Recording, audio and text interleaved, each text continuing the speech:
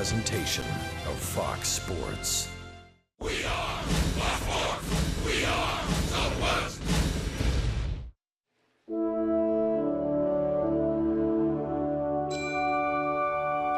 The 2016 season began with a group wanting more. A solitary moment galvanized them, and the journey was in full swing.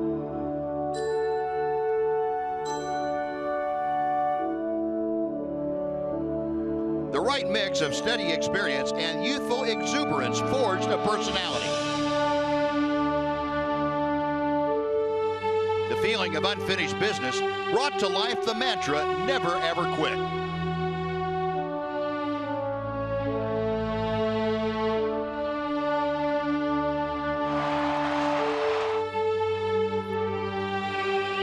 The season's been magical, and the results defying those who didn't believe. And the march for more made its way steadily through the summer. This group is ready for postseason. A championship is more than a goal.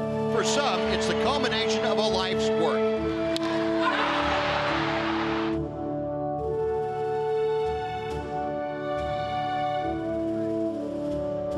As the playoffs are about to begin, your Rangers are ready. And we will never, ever quit.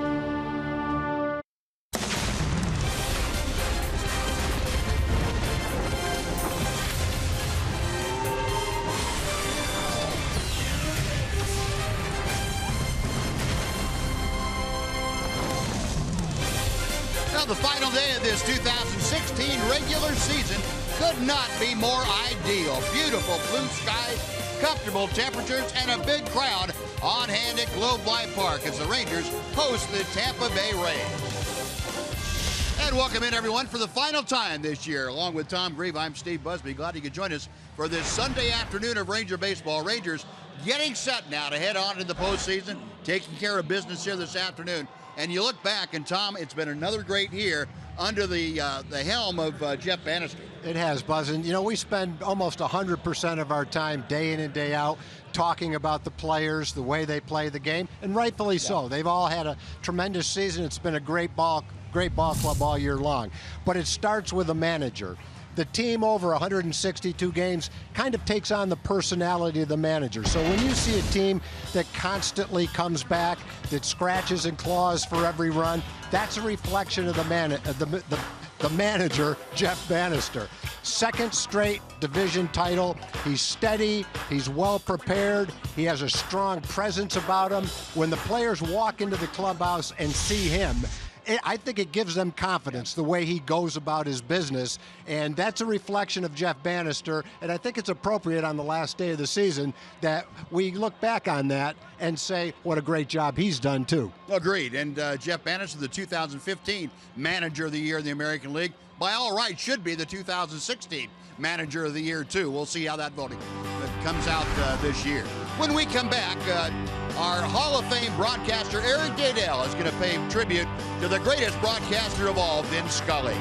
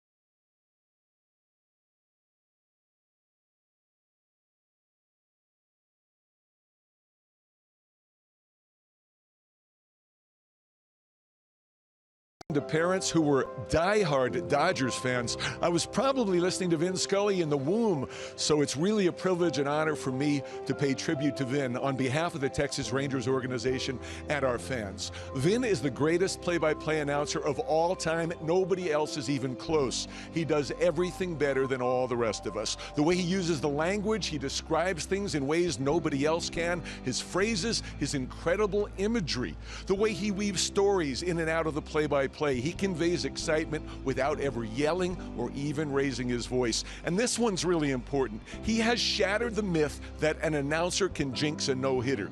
He has kept his audience informed on every one of his 23 no-hitters. He's there to serve his audience, to keep them informed, not to honor some archaic superstition. That's just one of the many things I've learned from Vin Scully. He's also shown us the humility and gratitude that we should all strive for. Vin has been one of my idols since childhood, and every time I've met him, he has more than lived up to my high expectations. Vin, please enjoy your retirement. You deserve everything. We will miss you dearly. Thanks for everything. A very nice tribute by one of the greatest broadcasters going, Eric Nadel, to the greatest broadcaster of all time, Vin Scully. And that very well said, and thank you very much, Eric, for that. It echoes the sentiments, I think, of all of us that have had the privilege of listening to Vin Scully over the years. Well, the Rangers one more time, and we will get to the Tampa Bay starting lineup, and Tom Greaves is going to tell you all about it. Logan Forsythe is the second baseman and the leadoff hitter. Mikey Matuk is in center field. Evan Longoria bats third at third base. Corey Dickerson, big three-run homer in last night's ball game, will hit cleanup in left field. Richie Schaefer is at first base. Alexei Ramirez will bat sixth. He's the shortstop. The DH is Kurt Casale. The catcher is Luke Maile. And batting ninth in right field is Jeff Decker. And that lineup for Kevin Cash, who's going to take on the 25-year-old southpaw for the Rangers, Martin Perez. Martin making his 33rd start. That is going to be tops on the ball club for 2016. He is just 4 innings, a little over 4 innings shy of the 200-inning level, which was a stated goal of his coming back to the second year from Tommy John. He said he really wanted to get there and prove to himself and everybody else that he had the stamina to get that done. He is 10-11, so one more win would establish a new career high in that category for him. Well, Martin ready to get things underway, trying to bounce back from a rough outing last time out against Milwaukee. And the first pitch of this afternoon is on the outside corner for strike one. Logan Forsythe, the switch hitter.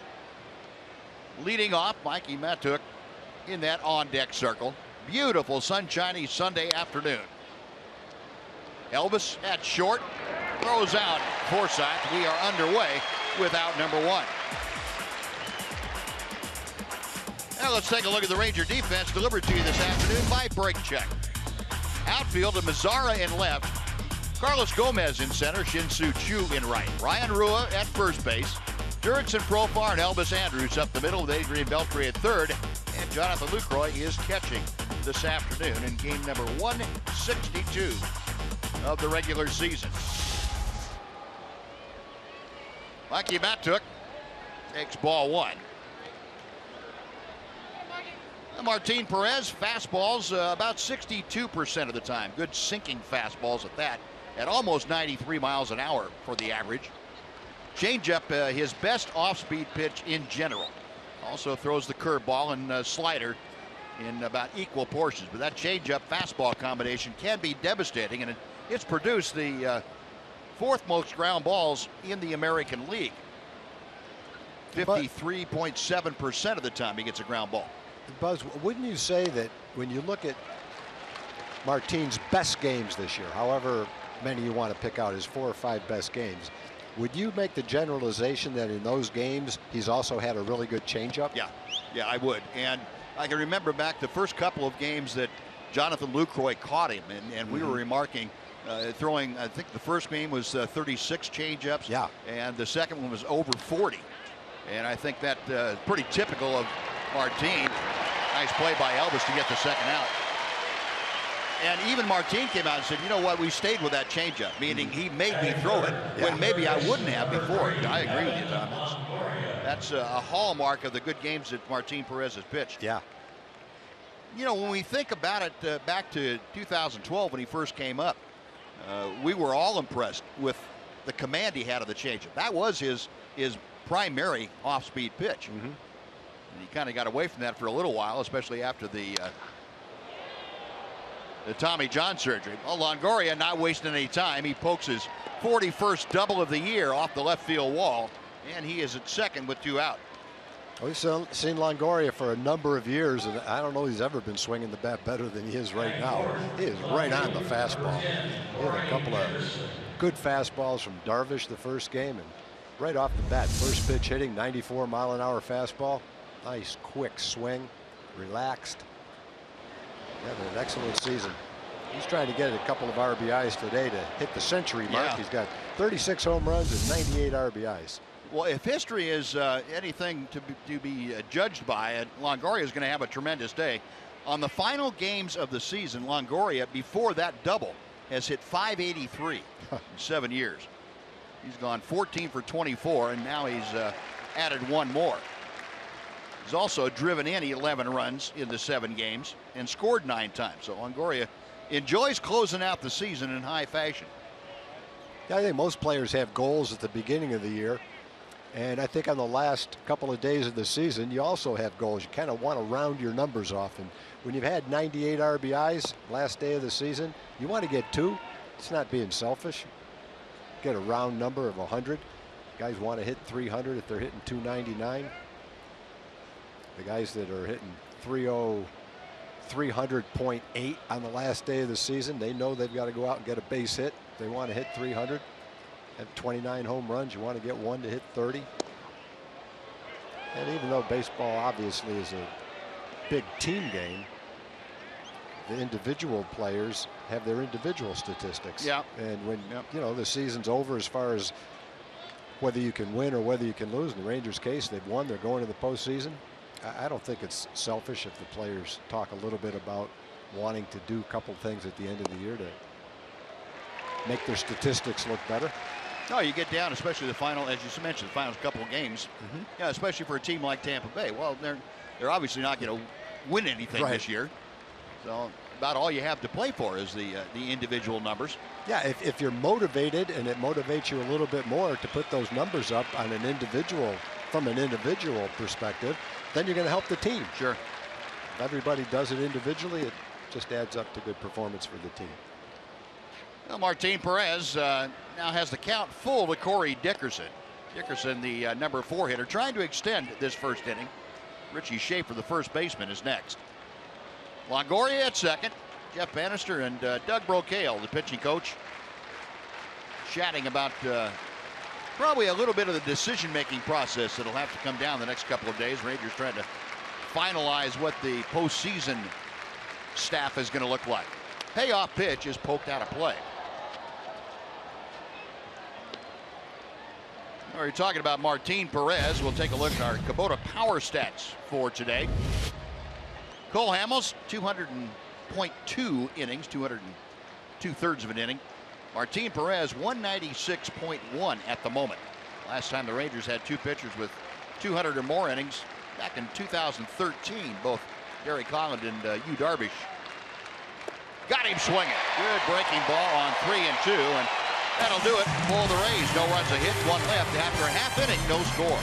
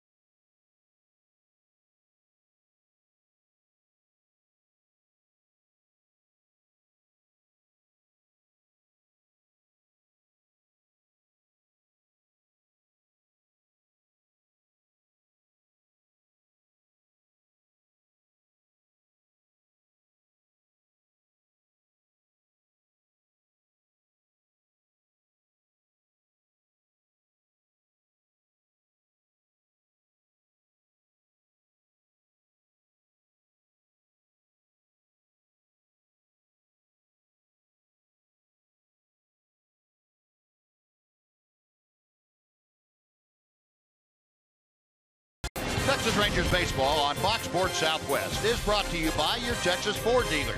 Visit your local Texas Ford dealer today for incredible deals and see why Ford is the best in Texas. By AT&T high-speed internet. Get a deal worth talking about. Get high-speed internet from AT&T. By Budweiser, not backing down since 1876. This Bud's for you. And by Southwest Airlines. Transparency, low fares, nothing to hide. Well, a nice Sunday tradition out here at Globe Life Park. Youngsters get out to each position and get a chance to meet one of their heroes, get a ball signed, and then head back and watch an exciting Rangers baseball game.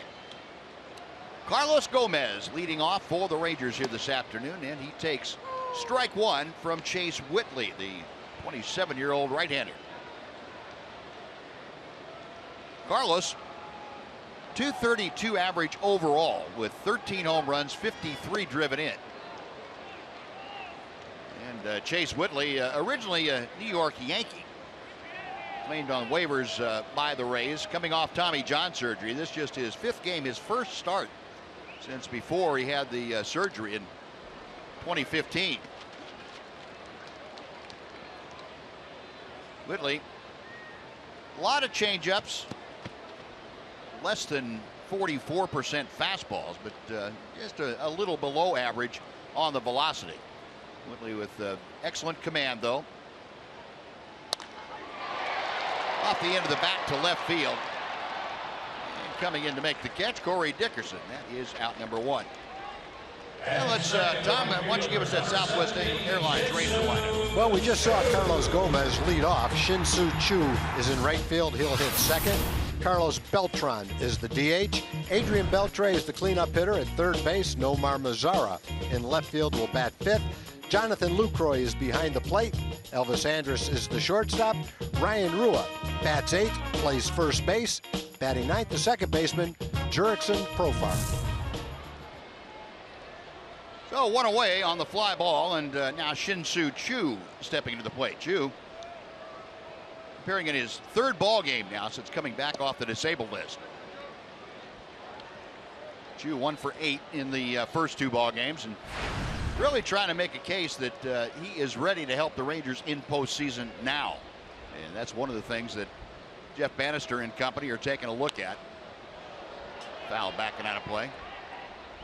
Now Shin-Soo Choo's moving around, not just his at-bats or how well he does swinging the bat, but what he looks like. You know, is he ready to go? Is he the Shin-Soo Choo that we can rely on game in and game out?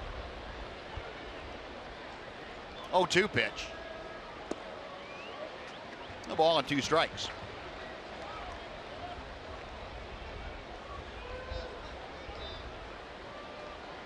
Of course, Choo had that broken left forearm. Up the middle. Whoa, what a play by Whitley. Back behind his back, and he's been going to the Nick Martinez school of fielding.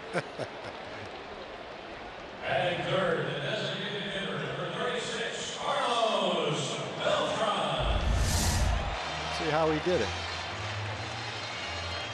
Well, it wasn't luck. Well, I guess it was in a certain degree, but he tried to do it. He reached behind him, reached behind his back, and caught it there with his glove.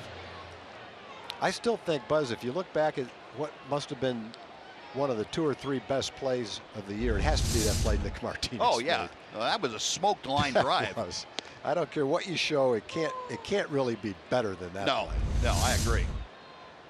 And that thing was headed to center field. Matter of fact, it might have been a line drive to the center fielder by the time it got going. That was hit so hard.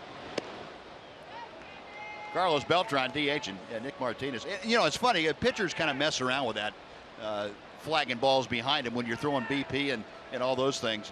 So it's not completely an accident. I mean, it's not something that just pops out of nowhere. But to expect to catch a ball like that, very rare. Well, Beltran pops out. Rangers gone in order. We played one at Globe Life Park. No score.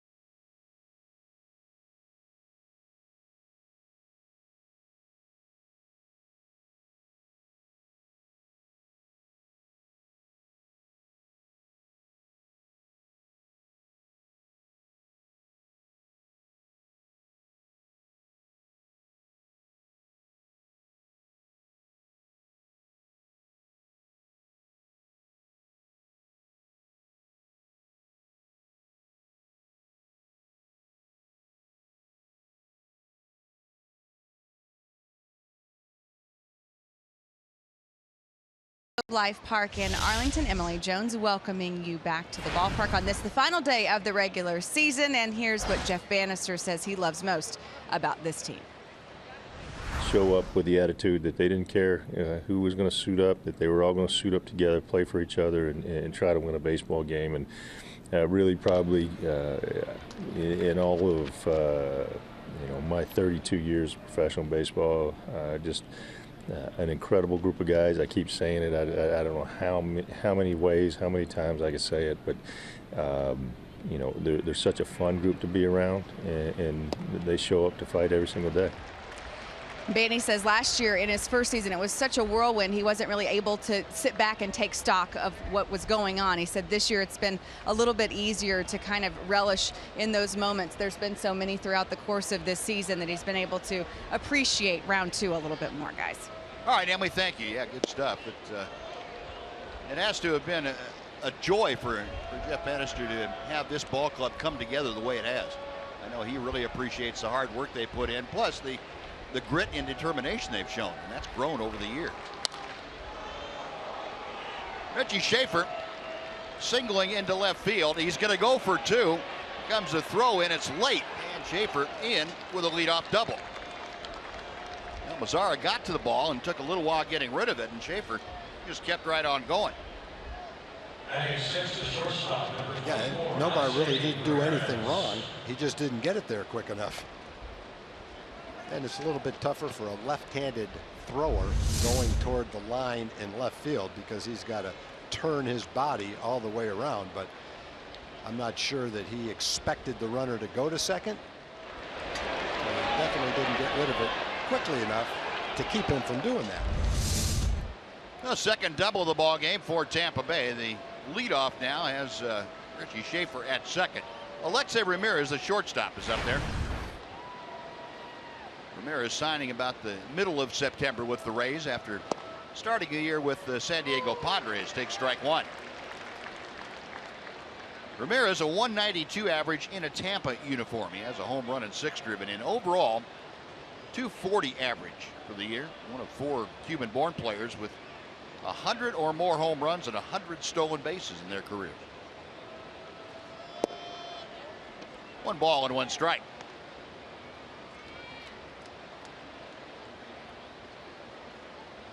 Alexei Ramirez, a longtime Chicago White Sox player. Put up some great numbers for Chicago, an all-star caliber shortstop. Chops that one down the first baseline. It's going to stay fair, and no play can be made in time by Martin Perez. That ball just was refusing to roll toward foul territory. No, it was not going to come back into foul territory for sure. Martin actually made a pretty nice play. Tough play for the first baseman too. He's blocked out by the base runner. It's a short, quick throw. Not in time. Really not much they could do on that play.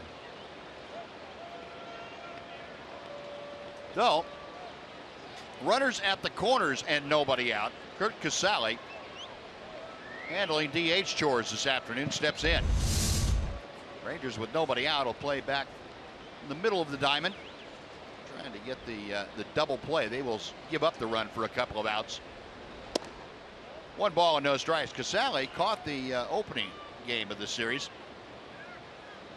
179 average with 8 home runs and 23 driven in.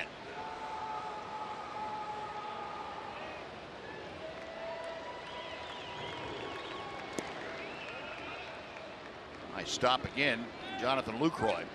2 balls and no strikes to Casale. Well, Martin, as we mentioned, trying to bounce back from a rough outing last time against Milwaukee. Gave up 8 runs in 6 2/3 against the Brewers. Rangers lost that game 8-3.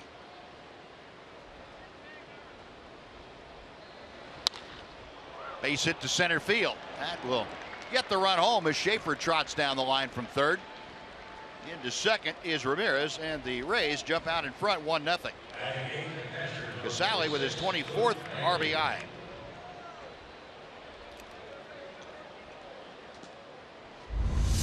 The Rays are swinging the bats okay today. Got a pretty good pitch to hit.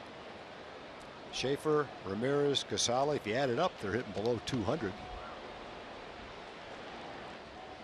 But in this inning, they're hitting 1,000. No, 2 on, still nobody out. A run across. Luke Maile, the catcher this afternoon, checked in. Maile hitting .228 with 3 home runs. 1 ball and no strikes.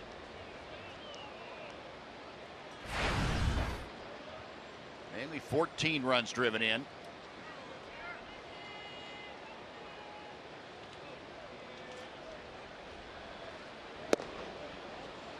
Two and 0.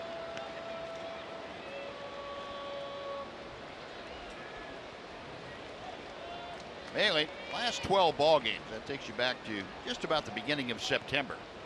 Hitting just .156 with 13 strikeouts.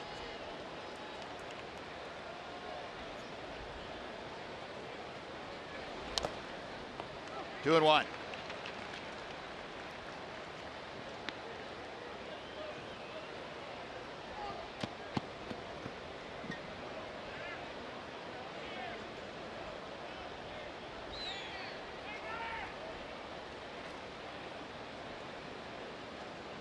Rangers play the right-handed hitting Maile a couple of steps around to the left. Andrew shading toward the hole, and Profar sneaking toward the bag at second base. To second, back to first, not in time. Elvis just had to go too far to his right in the hole, and that ball not hit sharply enough to turn 2. They do get the first out. Removing Casale down the force. The runners at first and third with 1 away, and Jeff Decker's coming up. Yeah, you're hoping to get a double play on this, but it wasn't a hard hit ball. It was in the hole enough. And Maile got down the line well enough so that they couldn't turn it.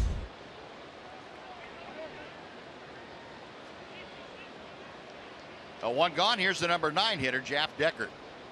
Decker, a 146 average. You've seen him in both the games in this series. 0 for 5. The left field, that's hit pretty well. Mazzara retreating, makes the catch. Tagging at third is Ramirez. He will score. And the sacrifice fly puts the Rays on top 2-0. 2 runs across, 2 outs before Logan Forsythe comes in. We're going to say hello to Jim Knight. Appreciate it, Buzz. What a great day, Fan Appreciation Day. We got Mimi and Paul taking Georgia in here for the last regular season game. You having a good time? Yeah. Yes, you bet. And look, the Preston family, longtime season ticket holders.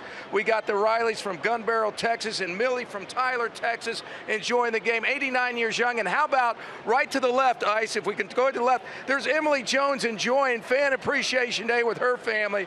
Great to have all the great Ranger fans out here. Emily's got a handful, Buzz. Yeah, she does. Emily doing double duty this afternoon. Well, here's Logan Forsythe for his second at bat. Strike 1. Forsythe began the ball game by grounding out to short. Rays jumping out in front 2-0 with a couple here in the second inning.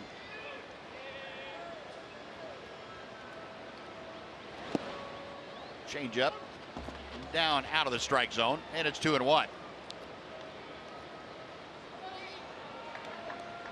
Martin trying to employ some of the techniques he's been using to kind of slow the game down in his mind, walk around a little bit, rub the baseball up, and now get back up on top with some positive thoughts in his mind.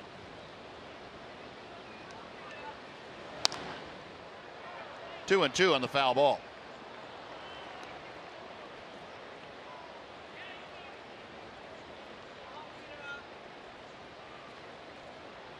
Forsythe 0 for his last 10 times to the plate. Pretty solid player, though, over the year for the Tampa Bay Rays. 20 home runs, 52 driven in for Forsythe.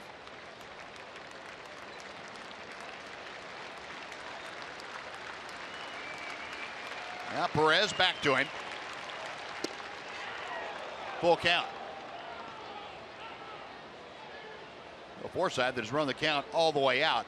He's the leadoff man. If he gets aboard, Mikey Montuk is in the on-deck circle. And with 2 outs now, Luke Maile will be off and moving. Into the hole and by the dive of Elvis.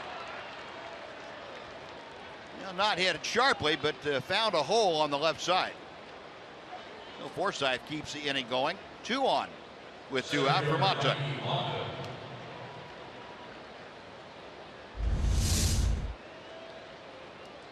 Okay, hit a little bit off the end of the bat. But Tampa Bay has been able to find some holes. That's their 5th hit. 10 batters, they've had 5 hits, including a couple of doubles.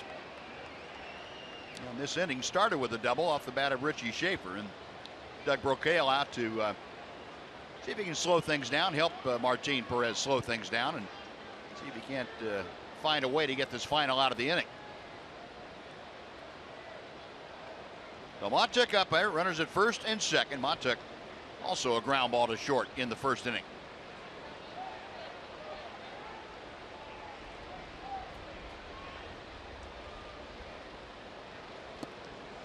One ball and no strikes.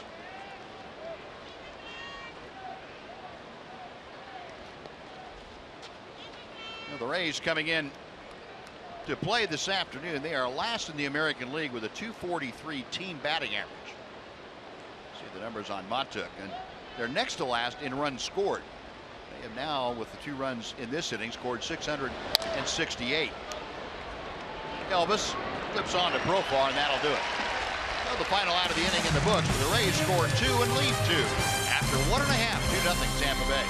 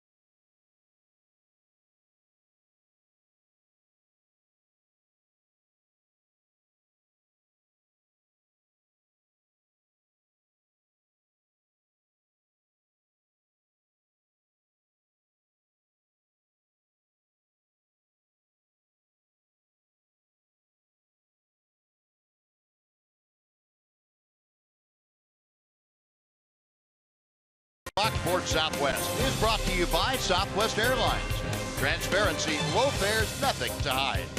And by the all-new 3-row Mazda CX-9, meticulously prepped for driving because driving matters.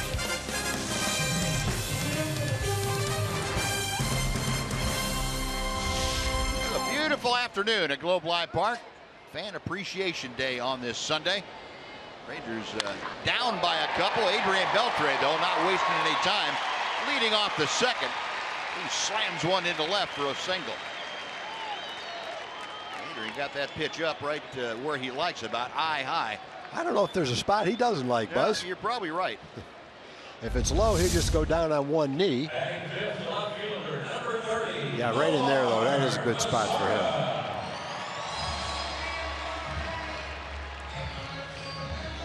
Now, a lot of times we'll put up on the board the difference in a pitcher's fastest pitch and his slowest pitch. It'd almost be fun to take Adrian and try to find the lowest pitch he swung at, the highest pitch he swung at, the most outside and the most inside to get the wide variety of pitches that he'll not only swing at, put in play and get base hits on. Well, vertically, he probably goes as tall as he is, about 6'1" or so from top to bottom of his swing range. Inside, outside, I don't know, what would you guess, about 8 inches on either side of the plate? Yeah, probably. Probably. And that one fastball that he swung at this year was, I don't know if it was over his head, but it was right near the top of his head. Yeah.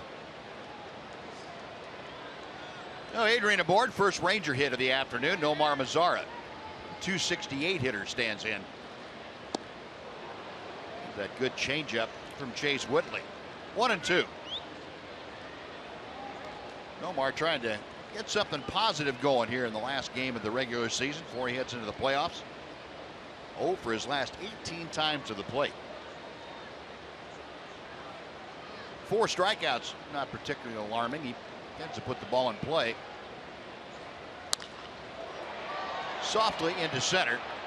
Matuk for out number 1. Well, speaking of Nomar Mazara, let's go back to April the 10th. Out in Anaheim, Nomar Mazara called up to replace the injured Shin-Soo Choo, and facing Jared Weaver. Got a soft single to right center his first time. Then he served one into right center again his second time. And to top that off, said, I'm tired of hitting singles. How about this? Right center field over everybody up to the batter's eye out there. A 3-hit game, the first time he'd ever seen Jared Weaver. That's a pretty nice introduction to the big leagues. There's a lot of ways to measure power. I guess the most important one is how many home runs you hit.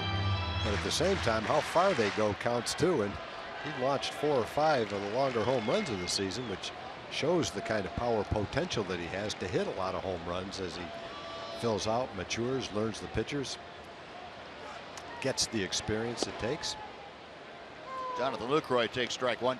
Yeah, and I think he still has the longest home run by a Ranger this year, doesn't he? That one here? Yeah, it's got to be. 490. Yeah, it's got to be one of the 5 longest in baseball this year. I haven't seen too many hit farther than that.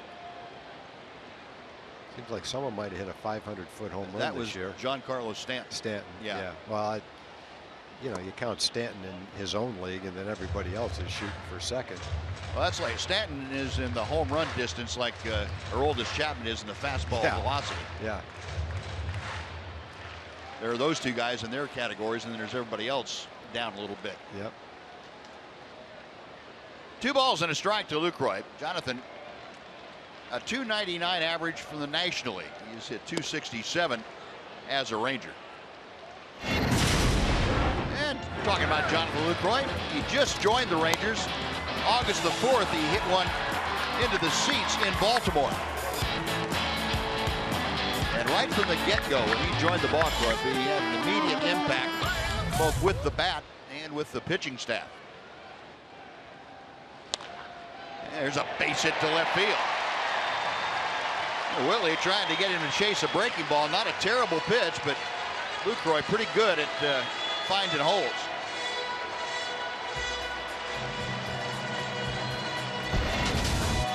And following up on Jonathan Lucroy's home run, Carlos Beltran also coming over to the Rangers, the trade deadline acquisitions. Beltran, these are averages in Ranger uniforms. 277, 7 home runs for Beltran. He's driven in 29. Lucroy's driven in 30 with 10 home runs. OPS 774 for Beltran and 851 for Lucroy. Pretty impressive additions to the Ranger ball club. Here's Elvis, and that first pitch foul back and out of play. Tom, you're talking about guys trying to get to a number. Elvis is hitting at 304. He's never had a 300 average in his career, and he'd have to go over 8 today to drop down below 300. So I think he's pretty safe. going to get his first 300 season under his belt. And I'm happy for him. He's earned it. He's played well all season long. He's been consistent all season long. Yep. In addition to hitting 300, he's hit with men in scoring position all season long. Hit the ball harder than he's ever hit it. Hit the ball farther than he's ever hit it. So he's made excellent progress offensively this year. There's no doubt about it. You know, and last season, right after the last game, which was such a disaster for him and the Rangers, he came off as a very motivated young man to come back this year, and my hat's off to him because he has come back. Didn't talk a whole lot about it, didn't spout off about the problems, but he made it very clear that he was on a mission, and I would pretty much say so far mission accomplished for him. He has bounced back very nicely. 2-1 the count to him. And him reaching and pops it up shallow center field. Matuk takes care of that. There are 2 gone, and Ryan Rua now will come up.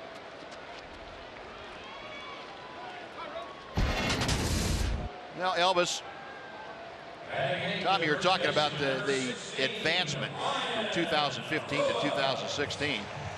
46 points higher in the average. Home runs more. It's a career high for Elvis. 8 home runs this year. 69 RBI, also a career high.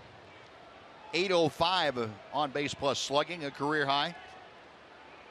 Errors down by 6 from last year. Total improvement for Elvis.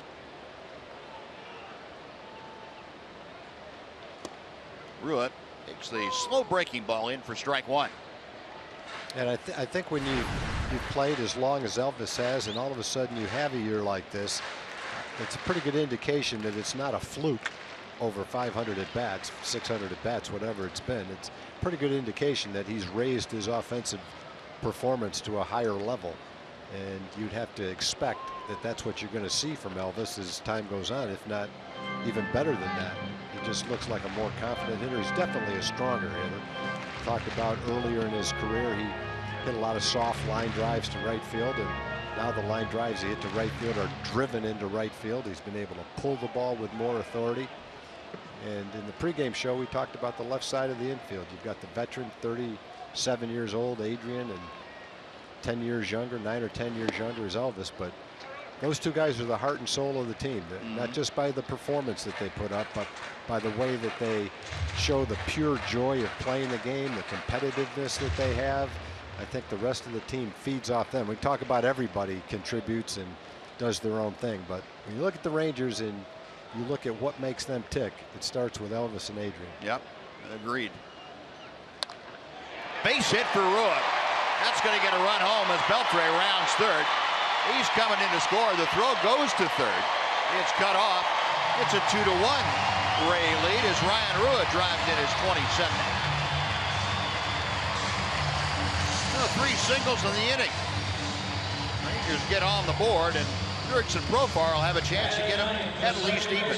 Another good example of aggressive base running as well. A change up right down the middle of the plate. He was all over that, hit it hard into center field. Ball's right in front of Jonathan Lucroy, who never even hesitates. He just keeps right on going to third base.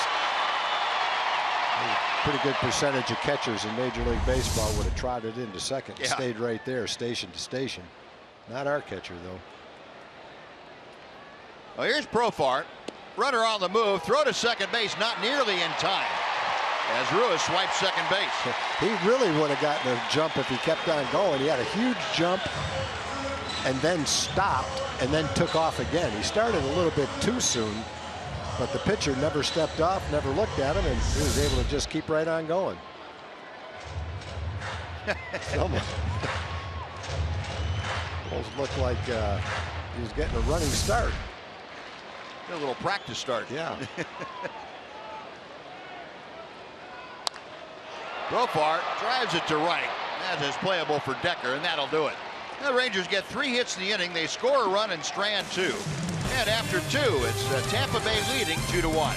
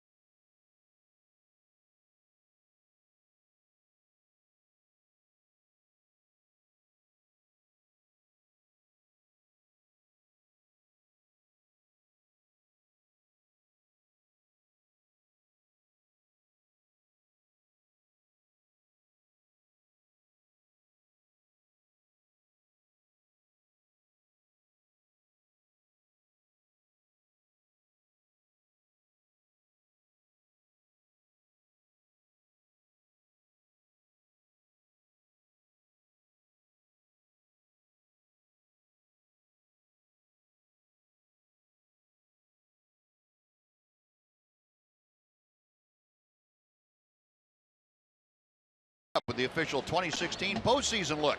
You visit the Rangers team store in Fort Worth. It's at Sundance Square, or right out here at the ballpark, Majestic Grand Slam gift shop. See the hours and store information at texasrangers.com/retail. Now the Rangers cut the lead in half. It's now 2-1 Tampa Bay as Evan Longoria starts things off here in the third. Martin Perez back out to the hill. Longoria had a double to left his first time. 1 ball and no strikes. Longoria having a great offensive year, a great year all the way around. Capping it off here as he has on the final day of the season very successfully. Longoria already career highs now with 173 hits, 81 extra base hits, and 530 total bases. 2-0 pitch. Elvis has that go right between his legs and stayed down. It'll be an error on Elvis, his 17th of the year. And Longoria aboard to start off the third inning. Yeah, it looked like a pretty harmless ground ball. Just snuck underneath Elvis's glove.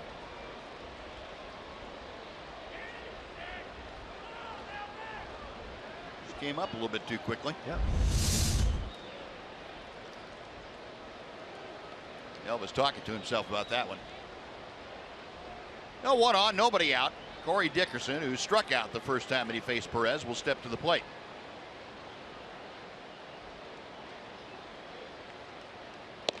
Strike one.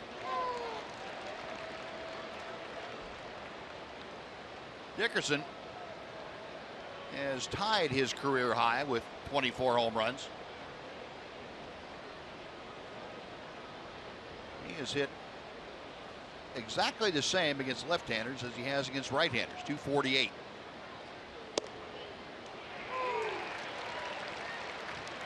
Now we talk about our camera positions. Robert Forer out there in the wedgie cam, as we call it, right down that right field line. Gives you some great shots. Looking back toward home plate. That's the view you would have if you were sitting right down that right field line. Tapper foul. We'll come back and try the 0-2 pitch again. Yeah, we talk about it off and on. Probably don't talk about it nearly enough, though. Our camera crew is the best in baseball. You get some of the greatest shots, the perfect angles at all the action. They are right on top of every play. Jay Lindstrom down there at the first base camera spot.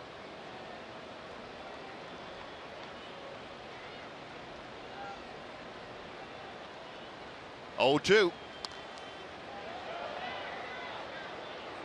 Greg Schmidt up there in our high third camera position. Victor Sosa out there in our low center field camera. He gives you those real tight shots. I mean, and Dave Curlis right down there on the third base side. We get a chance going around both leagues to see the quality of camera crews, and believe me, nobody compares to the guys we have here. Nice play by Carlos Gomez to take that line drive from Dickerson for out number 1. First baseman, Reggie Schaefer. Yeah, Jeff Wallace down that line. Got some great vantage points. And when down in left field.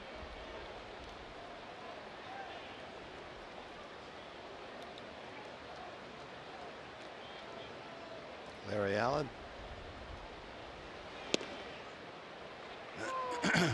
Up in our booth rather than down in the first base dugout, where he seems like he has a line shot hit at him every day. Peter Wagner out there in the higher center field position.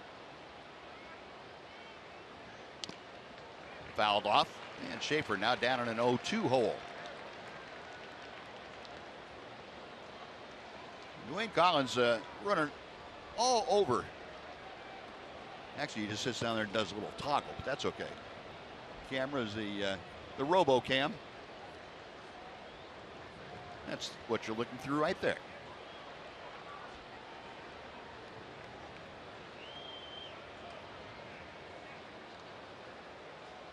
Perez a check of first, the 0-2.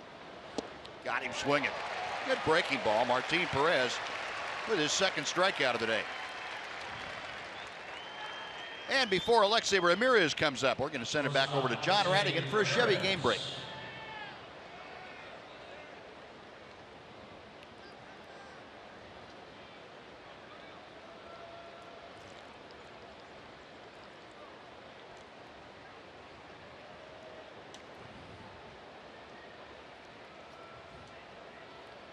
All right, John, thank you. Yeah, that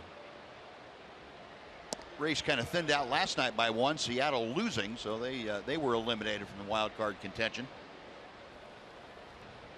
That was quite a game. I watched that before I went to bed. Nelly Cruz hit a 2-run homer late to tie it up. They tied it up again and then lost it in extra innings.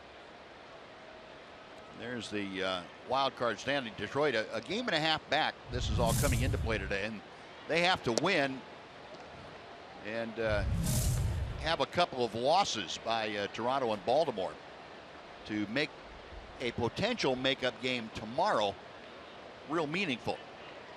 Or I guess just one team would have to lose, either Toronto or Baltimore, to give Detroit an opportunity to catch one of them.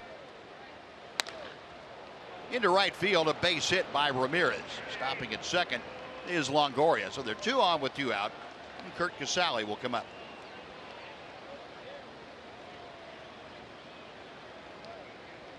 A makeup game between the Indians and the Tigers, if necessary. That could be necessary, if not for Detroit, for Cleveland. As far as the seeding goes, it would be for home field against Boston in the first round of the playoffs. Coming into play today, Boston and Cleveland tied for the second best record.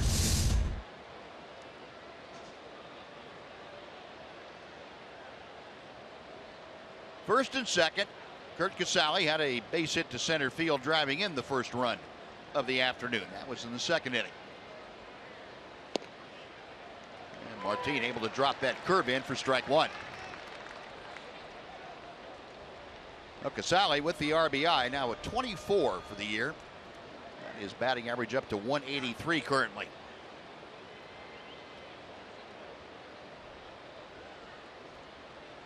Perez had second thoughts as he started to go into the stretch and then stepped off. Now Jonathan Lucroy will go back through the signals.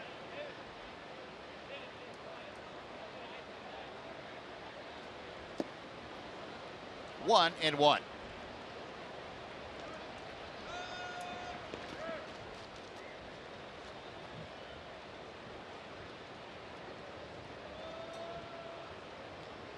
Perez 53 pitches so far, 34 strikes, 19 balls. Rangers trying to get a win here this afternoon and tie the all-time record for wins in a season. 2011 club also had 96 victories. And a win here today would give the 2016 club that number.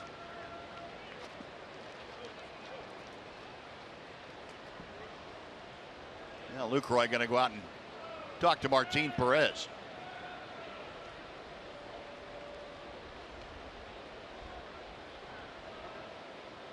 That's going to elicit also a visit from the home plate umpire, Ramon De Jesus.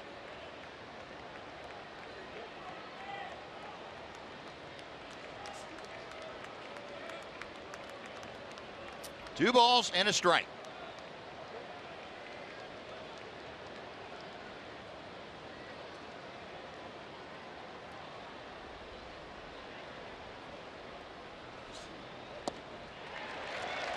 Two and two. Good changeup.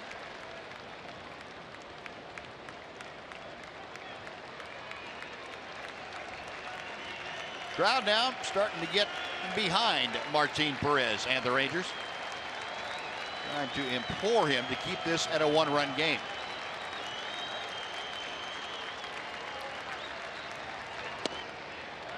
Couldn't get him to offer that high changeup. 3 and 2. And now the runners, Longoria from second, Ramirez from first, will be off and moving. If Casale keeps this inning alive, Luke Maile, the catcher, is next.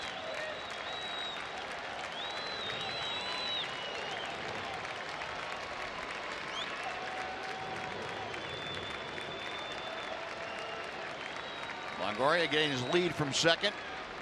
Ramirez stretching out his legs there at first. Runners on the move, payoff pitch is fouled away.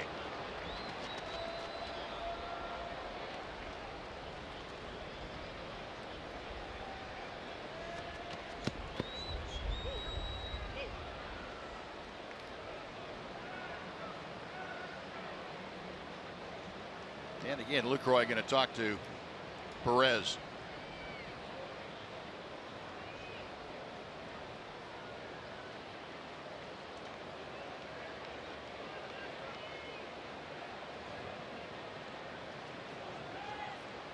I guess you could kind of look at this as a dress rehearsal for the postseason. Lucroy and Martin Perez trying to get on the same page, make sure that's where they are. Another 3-2 pitch is coming. Breaking ball is low. And Casale, with the walk, will load the bases for Maile. First walk issued by Martin Perez.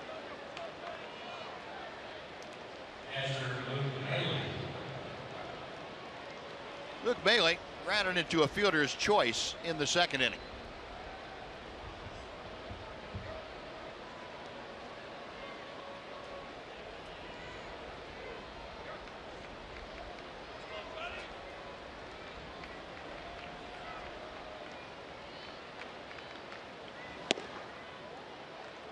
One ball and no strikes. That's the first fastball I've seen Martin Perez really overthrow. Just kind of came out of it, falling off to his right as he released the ball. That would make sense because that one was, the velocity-wise, the hardest one he's thrown.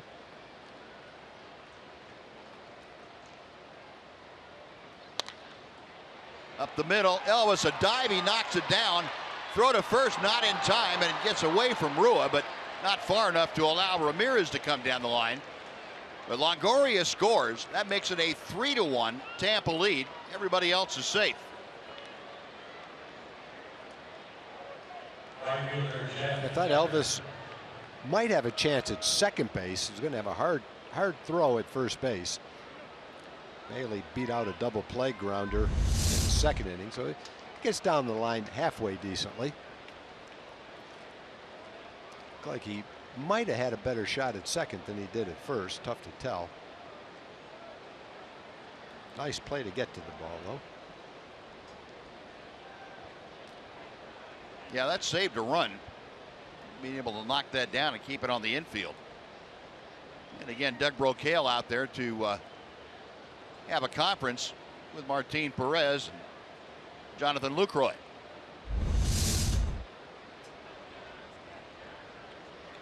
The inning started with an error, so whatever happens, it's unearned runs or run, and not exceptionally hard hit balls either, just ground balls that weren't right at somebody. Jose Leclerc, Ranger right-hander, getting loose in that bullpen. Here's Jeff Decker, and Decker takes strike one. Decker had the sacrifice fly in the second inning.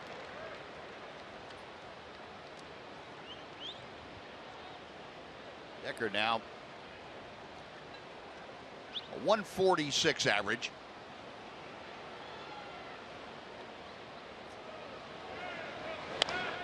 Right off the fist, and Perez on to Rua. That'll do it. But Rays get the run back. The Rangers score. They leave the bases full after 2.5, 3-1 Tampa.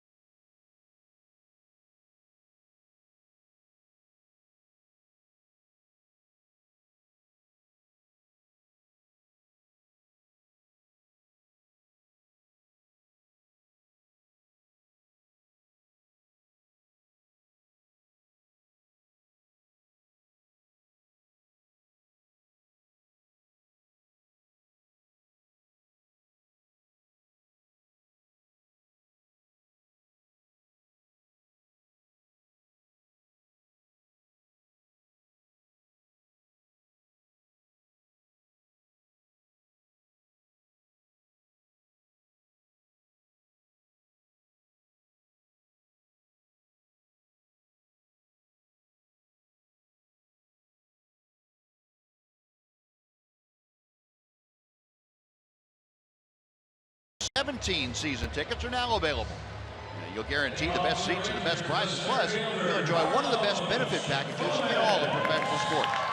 Don't miss a minute of the action in 2017. Visit TexasRangers.com/seasons to place your season ticket deposit today. Bright, sunshiny Sunday afternoon. Fans with a lot of sunscreen and some hats and some sort of shade for themselves. Top of the Ranger order here, starting the third. Rangers trailing 3-1. Carlos Gomez takes strike one. Gomez, a fly ball to left as he started the proceedings here this afternoon for the Rangers.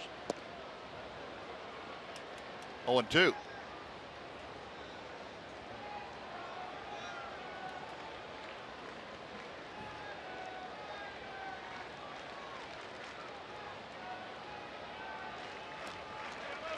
Now a ball and 2 strikes.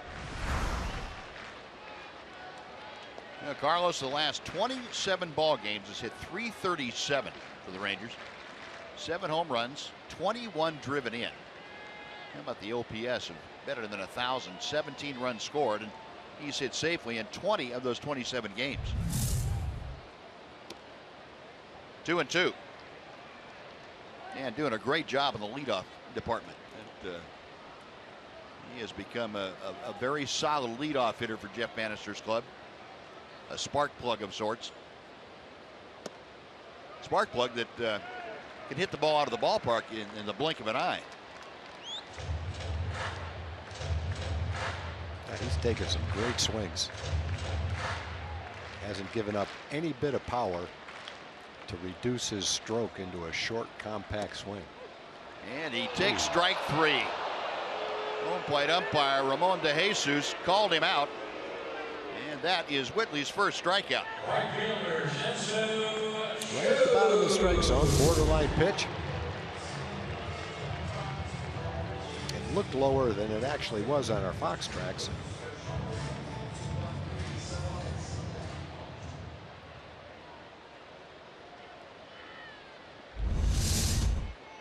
It's a look of shock. Yeah, look at his face. He was pretty confident he'd earned a walk. Yeah. Ball 1 inside to Shin-Soo Choo. Choo hit a comebacker that Whitley flagged down behind his back in the first inning. 2-0.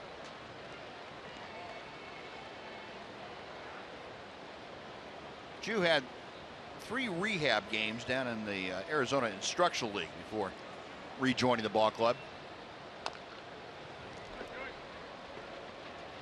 By all accounts, it sounded like he was even a little surprised at how quickly his arm responded to get him to the point where he could play again. Yeah, with Choo, it really is just a matter of his timing, because there's no leg injury, no back injury, just a matter of the pain in his wrist and what his hand feels like, and looks like he feels fine. Ahead of the count here, 3-1. That wrap around his left wrist and the guard fouls it out of play. 3-2.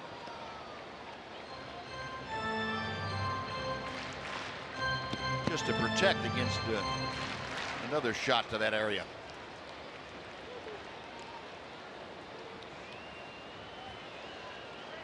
Chase Whitley to the wide, the 3-2 pitch. Foul tip.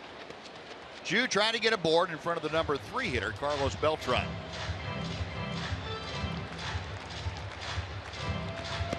Rangers bunched all 3 of their hits together in the second inning for their run.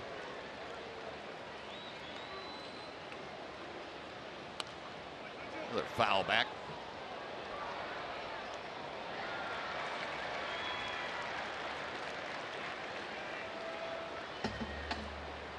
You know, for Choo, it wasn't just the forearm break. It was something at 4 different spots in the season.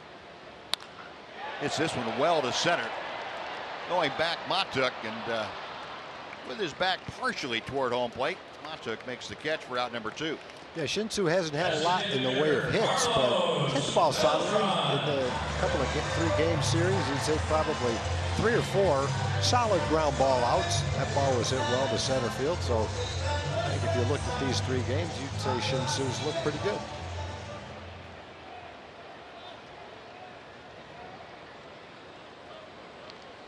Here's Beltran. Carlos popped out to third base. And he takes a slow breaking ball for strike 1.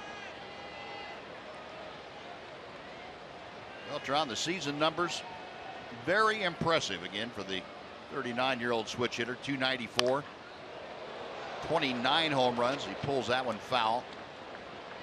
93 RBI.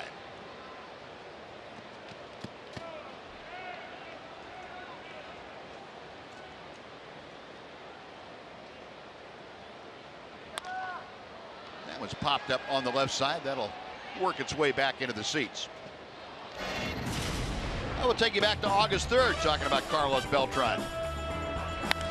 Against these Orioles, he had a line drive that just kept on going right out of the ballpark. That was his first Ranger home run. He has gone on to hit 6 more in a Ranger uniform.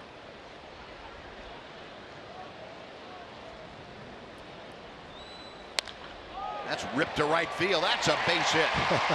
Right over the shift. Forsythe was playing in medium right field, and it was a sinking line drive that got over his head and down in front of the right fielder Decker. It has to be a pretty well placed hit to find a hole between the second baseman and the right fielder. He was right in line to catch this ball. The shift was actually perfectly executed. Just pretty tough to have him play that deep. You can see where he is. The ball goes pretty much directly over his head, a little bit to his left maybe. But that's about as well as you can place a line drive. Yeah, Forsythe is just playing a little too low. He's got to play a little higher on that. Yeah, Adrian Beltre, a towering pop up to right field. And Decker makes the catch. That'll do it. Rangers get a hit, but strand Beltran. We have played 3 innings at Globe Life Park. It's the Rays leading 3-1. Now let's go to Aaron Hardigan in our Rooms to Go lounge.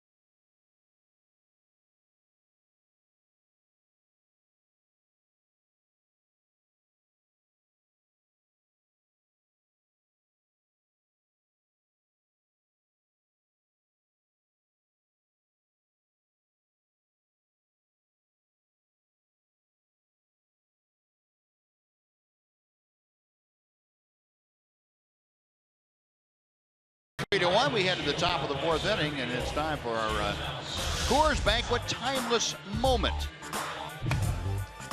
Take you back to 2010, October 22nd. Vitaly Feliz strikes out Alex Rodriguez, looking to end Game 6 of the American League Division Series, sent the Rangers to their first World Series in team history. That was the championship series in the American League.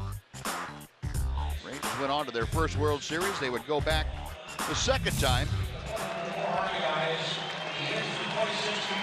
And now Adrian Beltre being removed from the game here this afternoon so the fans can offer a standing ovation for the Ranger captain.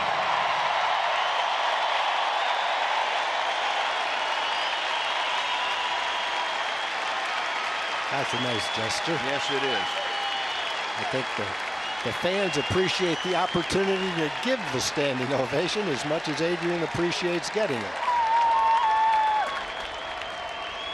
You know, a crowd of in the mid-30,000s on hand to be able to appreciate Adrian Beltre the way that they have been appreciated by the Rangers. Hanser Alberto's in the game, taking over third, and Jose Leclerc is in the game, taking over on the hill for Martin Perez. Leclerc appearing in his 12th ball game, a 2.08 ERA and a 2.39 average against him. Facing the top of the order, Logan Forsythe. And a new center fielder as Delino DeShields comes in to take over for Carlos Gomez.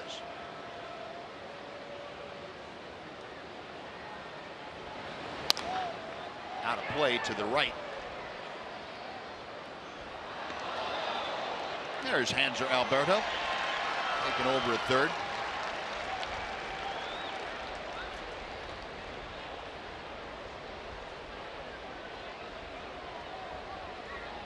Forsythe, 1 out of 2 this afternoon.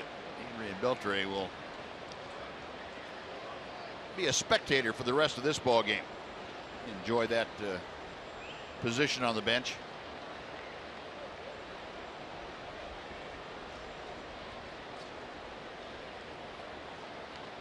Young right-hander Jose Leclerc with a 2-2.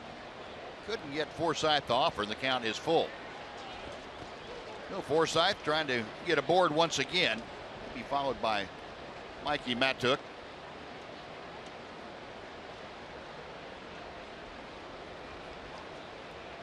Last time we saw Jose Leclerc was the first game of the Milwaukee series. Oh, and he gets Forsythe a jam shot pop-up. And Ryan Rua handles that for out number 1. Nice pitch by Leclerc.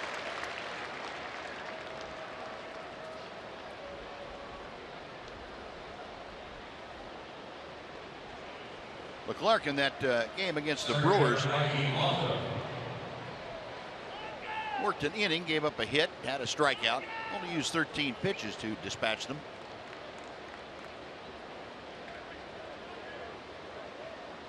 Since we first saw him take the Major League mound for the first time in Boston, Jose Leclerc has made some pretty big strides. The command has gotten a lot better, and he has really shown the ability to shut down Major League hitters.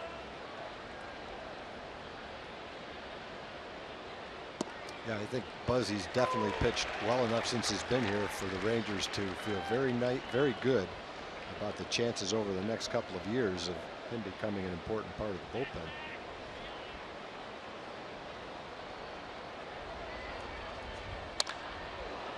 In the air to center field, Delino DeShields retreating. Just shy of the warning track. He makes the catch. That's out number 2. Yeah, Leclerc coming into play this afternoon. Worked 5 2/3 innings of scoreless baseball in his last 6 outings. It has been a rise in consistency for him.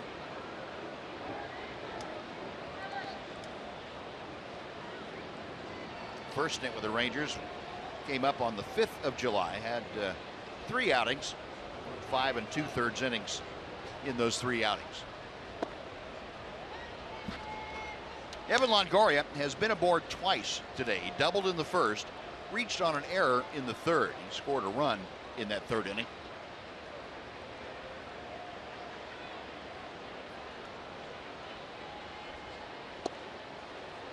One ball and 1 strike. Leclerc taking over for Martin Perez, and hopefully there was nothing physically wrong with Martin. Hopefully that was just enough work this afternoon, and Doug Rocaille and Jeff Bannister deciding to remove him. We had talked about Martin Perez and his quest for 200 innings. Profar, the throw, got him. We'll continue that thought as the game goes on. And Kevin Cash said, hang on a second. We want to check out the replay on this play at first. Profar didn't come up with it cleanly, but recovered very quickly. And we know that Jurix has got that strong arm. Did he get him? From that angle, it sure looked like it. And Kevin Cash agrees. So that'll do it. A 1-2-3 inning. We've played 3.5. It's the Rays leading the Rangers 3-1 on Fox Sports Southwest.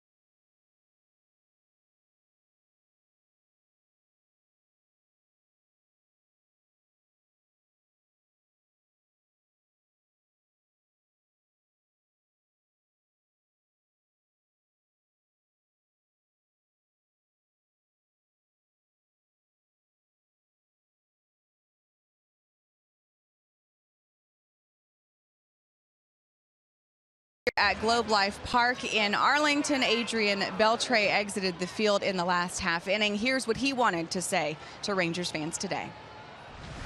We want to say thank you for the support. I think that there's no doubt that without them, we couldn't be where we are right now. The encouragement that they bring every day, the fact that we want to play for them, we want to play in front of them, knowing that they're like the 26th man for us. We really appreciate the support, and we want to thank you. And what an absolute joy to cover Adrian Beltre on a daily basis. I can't say enough good things about him, and it's so funny. Buzz and Tom, I'm sure this is the case for you too. When people come to town, when opposing teams come to town, whether it be the managers or the players, whoever, the question I get the most is he really that great? Is he really this good at baseball, that good of a teammate, this good of a leader, as we hear that he is, and we see his play on the field? And the answer is absolutely yes. And it's just like he knows the right thing to do. He knows the right thing to say in every situation at all times, and really commands the respect of that room, and his teammates don't want to do anything to let him down. So it really has been remarkable to watch him evolve over the last 5 years to kind of come into his own and to take this clubhouse over as his own. So it's such a joy to cover Adrian, guys. All right, Emily, thank you very much. Yeah, very well said. And no doubt that the respect that Adrian Beltre gets is well deserved. All-time ranks, Adrian Beltre moving on up that list. 29th in games played. He's second in games played by a third baseman all-time. At bats, 22nd. 2,942 hits now, 35th. 1,571 RBI and 445 home runs, has him 41st on the all-time list. And I'm sure, as you all remember, Adrian now signed through the next couple of years. So we will have an opportunity to see him eclipse 3,000 hits, hopefully eclipse 500 home runs. A lot of milestones. We're going to see him on a weekly basis going by different Hall of Fame players in the different categories. Lucroy drives it to right center. Montook on the run at the wall. Goodbye. Into the bullpen for Jonathan Lucroy. His 14th or 24th home run of the year. It's a 3-2. Rays lead. Jonathan is not, comparatively speaking, in today's game, a physically imposing looking guy. I mean, he's strong and he's wiry, but he can put a charge in the ball, boy. Sometimes he hits a ball and you go, wow, the ball jumped off his bat. That's a good example of it right there. Pitch out over the plate, just shot it right into the bullpen.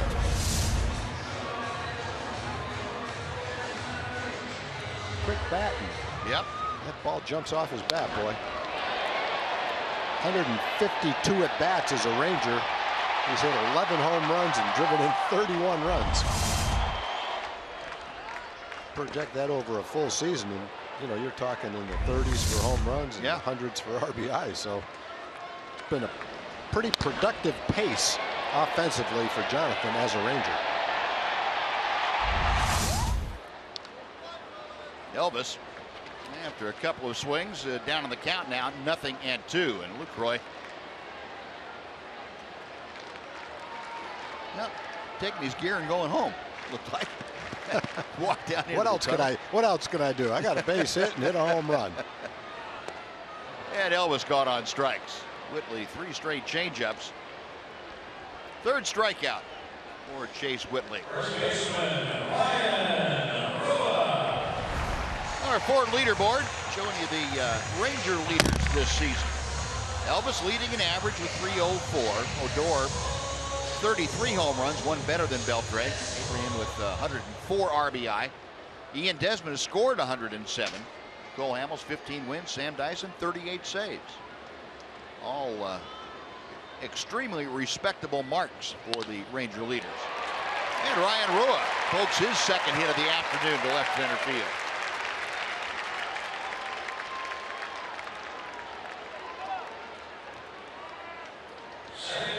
Ryan making sure if he was anywhere near that bubble that he's going to burst. That's exactly right. I was thinking the same thing. Folks, the Texas Rangers now taking deposits for 2016 postseason suite rentals. Postseason suites are a perfect way to entertain your group from 12 to 100.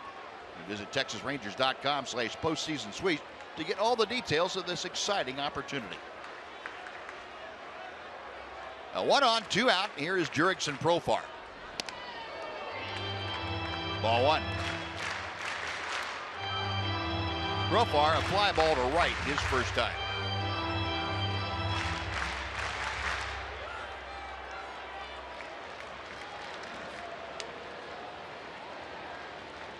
Whitley back to the plate. Misses low and in.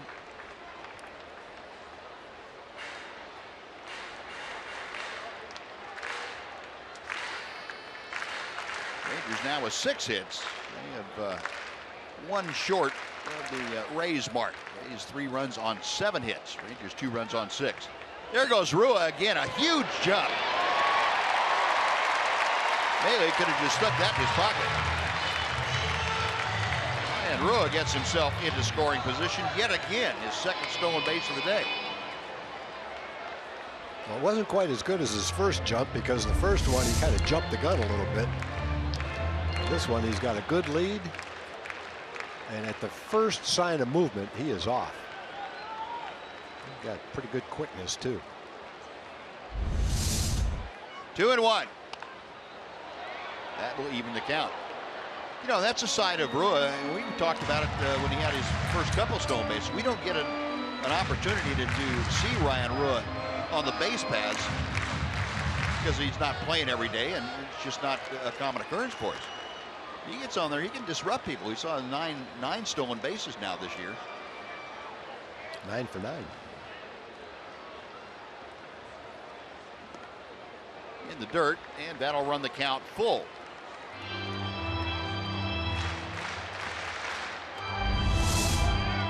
Alexi Ramirez, like Adrian Beltre, loves to have a good time too. That threw his foot off there. He was doing that yesterday too. Adrian type stuff. Yeah, he was one that Adrian was playing patty cake with the other night, wasn't he? At second. I think that was before. Was that the Milwaukee series? I think it was the Milwaukee series. Yeah. Profar gone, so Whitley ends up striking out the side, but Jonathan Lucroy gets the Rangers a run closer with his home run. We'll go to the 5th inning. Tampa Bay leading your Rangers 3-2.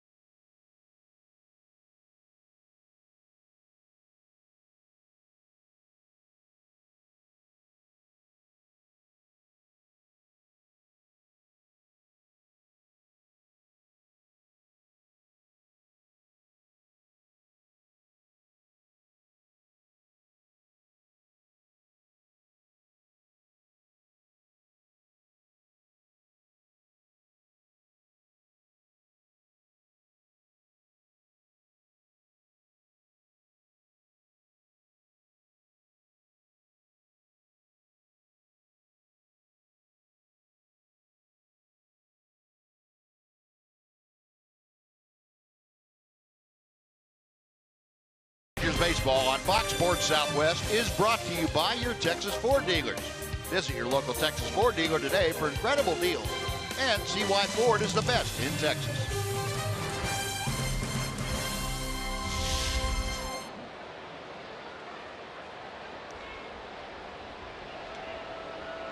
Refreshments high on the list out here on Sunday afternoon. Fan Appreciation Day. Rangers trailing by a run. Trying to get right back into this as Jose Leclerc begins things. And he's working to a new catcher. That's Brett Nicholas, who's come to the game. Taking over for Jonathan Lucroy. Lucroy retired this afternoon, going 2 for 2 with a home run. Corey Dickerson starting things off for the Rays here in the 5th inning.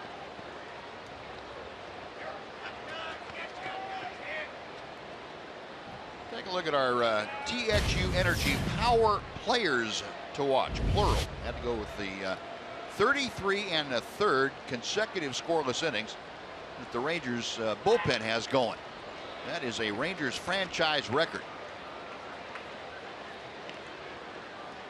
Jose Leclerc, the latest to come out putting up zeros.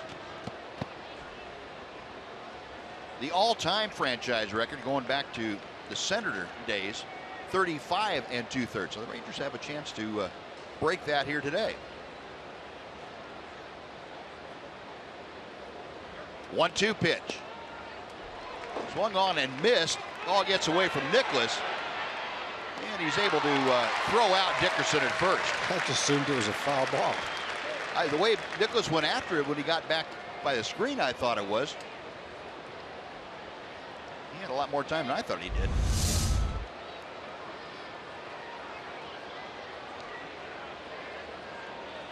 Dickerson didn't anticipate that ball would get by the catcher. Brett knew he had plenty of time, so he went back. Made sure he didn't rush it and got the out. One gone. That's the first strikeout for Leclerc this afternoon. And it brings up Richie Schaefer. Schaefer almost coming glued to swing the bat. Schaefer had a double to left back in the 2nd inning. That was a leadoff two-bagger. Came around to score the first run of the afternoon.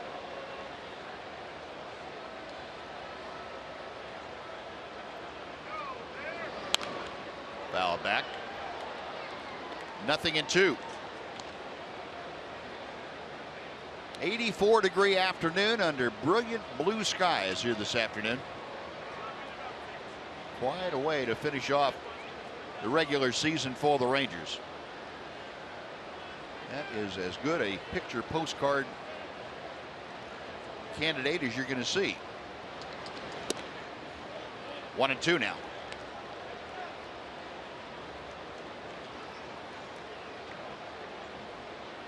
Come next Thursday, same kind of skies probably, but a few more fans. Nice crowd today, mid to upper 30s it looks like, but this place will be rocking on Thursday. Gone swinging as Schaefer, back-to-back punch-outs for Jose Leclerc. Folks, there's no place like Globe Life Park to entertain your friends, family, or your clients. Groups of 20 or more can enjoy significant savings for the 2017 season. Just visit TexasRangers.com/groups to learn more about our group offerings and place your 2017 group deposit today. Fastball by Leclerc, zipping in at 94 to Alexei Ramirez. Ramirez, 2 singles, one of them the infield variety this afternoon. He has scored a run. 0-2 is Leclerc dialing it up another notch. He's dealing right now. He's starting to feel it out there, getting a little confidence going for him. A lot of strikes. 16 out of 22 pitches have been strikes. And the 0-2. Pretty tough combination. That changeup, slider changeup that he throws.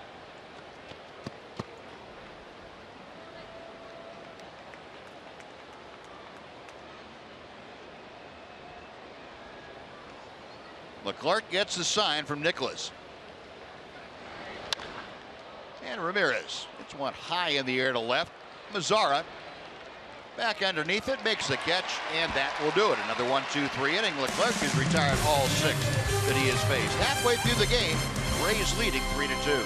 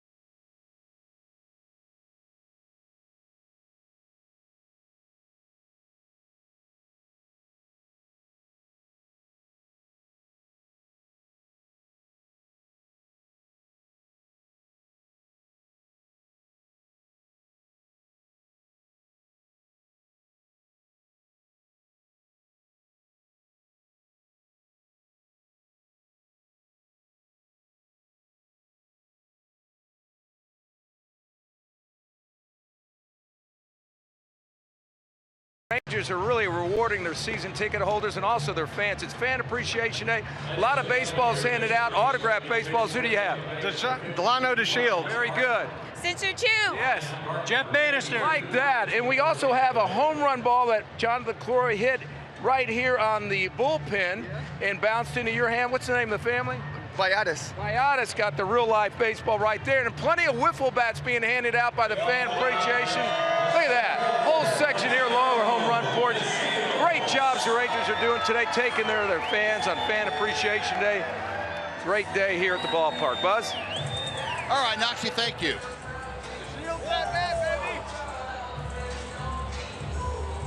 Now, Rangers coming to bat here in the bottom of the 5th inning. They're trailing 3-2. It'll be the top of the order, Delano DeShields, who came on for Carlos Gomez in the 4th inning. And a new pitcher on the hill for the Tampa Bay Rays. It's Ryan Garton. Right-hander appearing in his 37th game of the year, a .446 earned run average. 39 innings almost. And he is even in the count now to DeShields at 1 ball and 1 strike.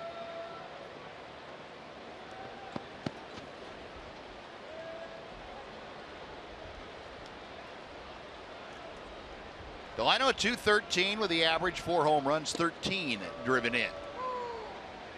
Takes that strike right at the top of the zone. Kind of slumped his shoulders after pitch was called a strike. Thought that ball was high. Got him swinging. Pretty good off-speed pitch from Garton. That is out number 1. And before Shin-Soo Choo steps back in, let's send it over to John Radigan for a Chevy game break.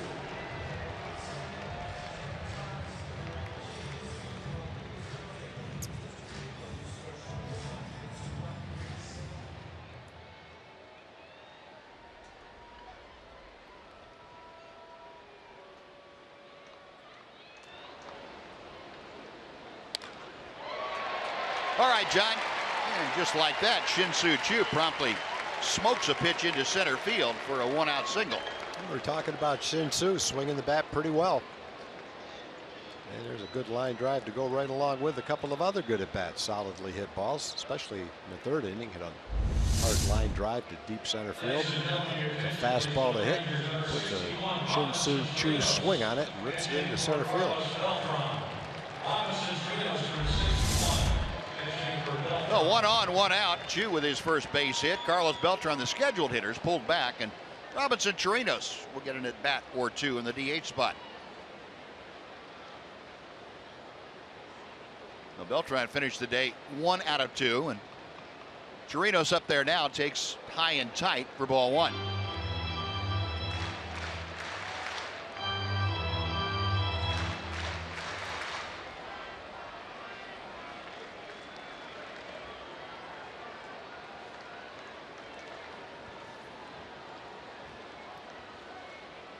Garton, a check of first. Look out. Robinson has to sit down on that one. 2 balls, no strikes. Chirinos, a .222 average, 9 home runs. It is 9th last night. Got that up around the bill of the cap. And home run that Chirinos hit last evening, the first home run in this ballpark this year. All 8 prior to that had been on the road. Last 4 hits, a home run and 3 doubles. Well, he has turned up the extra base hit machine.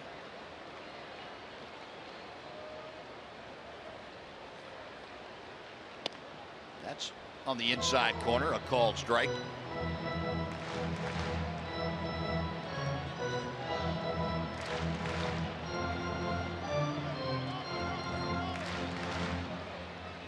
Rangers down by a run. Chirinos trying to bring Chu home from first base to at least tie this ball game up. In the dirt. And a nice job by Mealy to block that. 3-1. No, Robinson trying to get aboard to join Shin-Soo Choo. Hanser Alberto in that on-deck circle.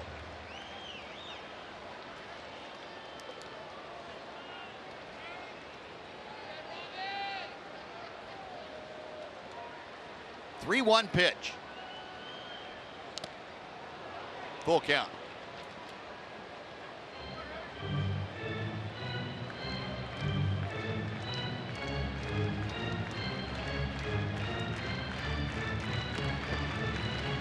Chirinos checking with Luke Mealy, the catcher, to make sure he's all right. Catchers have that thing for each other. That want to make sure he didn't get hurt too badly.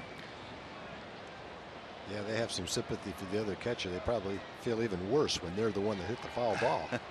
Catcher to catcher. The 3-2 pitch is on the way. Chu on the move.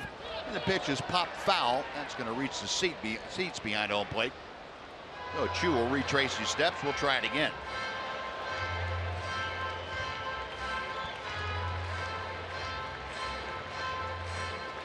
Garden in to replace Chase Whitley. Whitley worked the first 4 innings, gave up both runs. They were both earned on 6 hits. Didn't walk anybody and struck out 4. Garton has come in to get a strikeout and give up a single. We got a full count to Chirinos.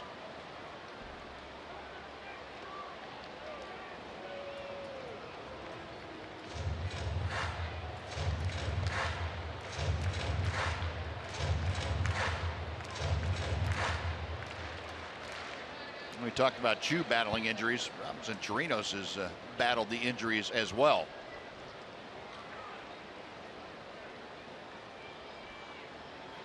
Chu on the move. Pitch is ripped foul to left field. Way back into the second deck. Yeah, Robinson's watched some balls the last couple of times he's played. And the home run to right center field. Ball that Kiermaier caught right in front of the wall in center field. Ripped that ball way foul, but solidly struck.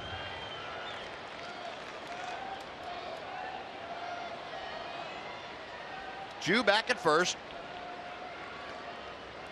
Hector Ortiz, Ranger first base coach, keeping an eye on things. Garton set again. And again, Chu on the move. Pitch is top foul.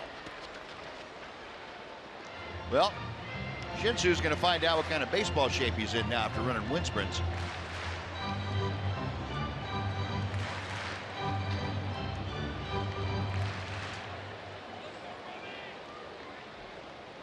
So do I have to go again?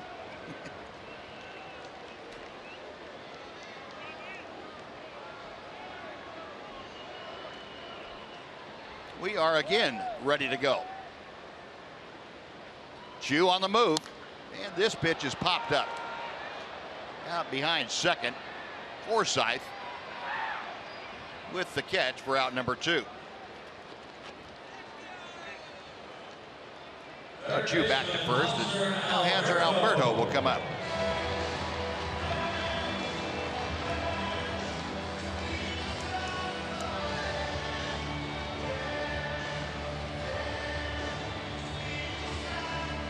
Alberto hitting just 132 this year, 4 RBI. Had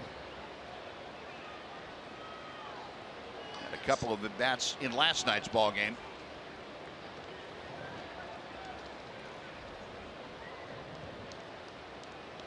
Called back up from AAA Round Rock when the rosters expanded the 2nd of September. He's gone over 13 since.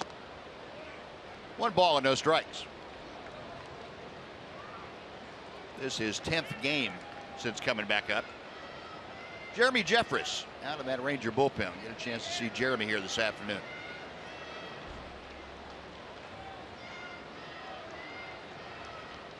One 1-0 pitch coming. Now 2-0.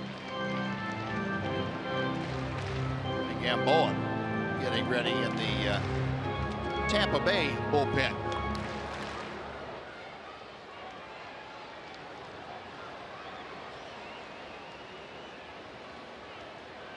Garton a check of first.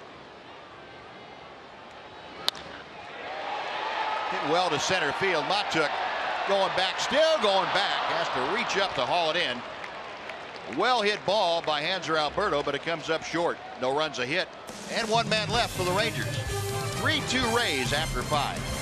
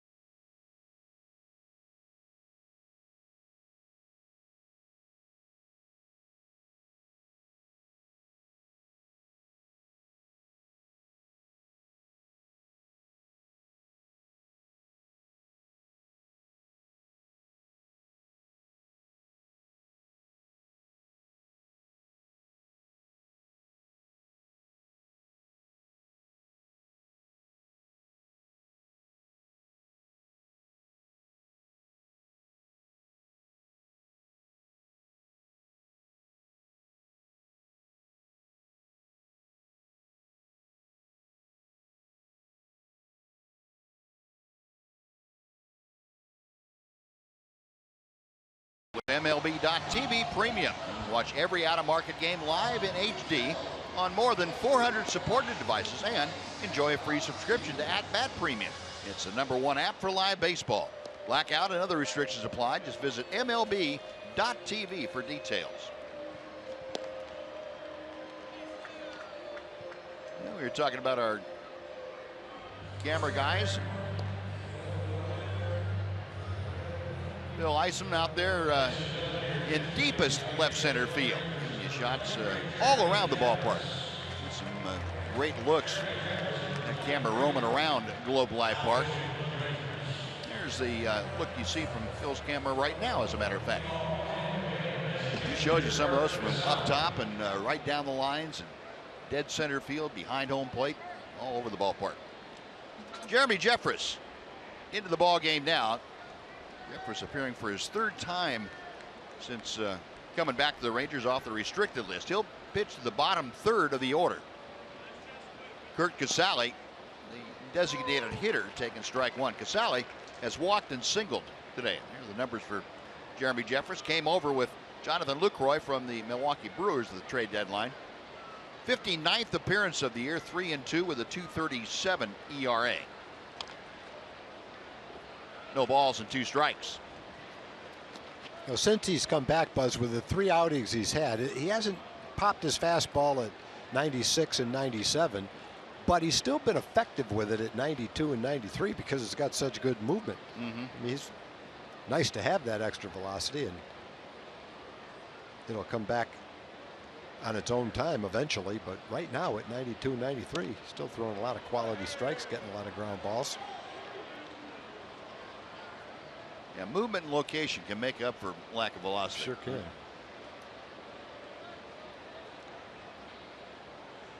One and 2 to Casale.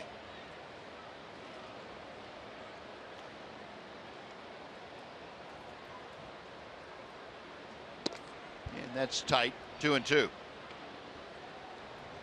Well, warm afternoons and nothing better than a nice ice cream on a stick. Or in a cup, whichever you prefer. Multiple ways to enjoy the cool, refreshing lemon chill. That sounds pretty good right about now. They've been selling lemon chills at the ballparks. This ballpark, I think, since it opened up back in 1972. Pretty close to it anyway.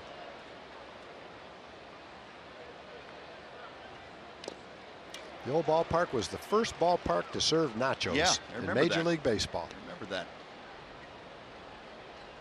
When did they start that? About 74 or so? 73, 74? I'm not sure what year nachos started. It was pretty early. I can remember as a player coming in here and having some in the clubhouse and say, what in the world are those things? Yeah.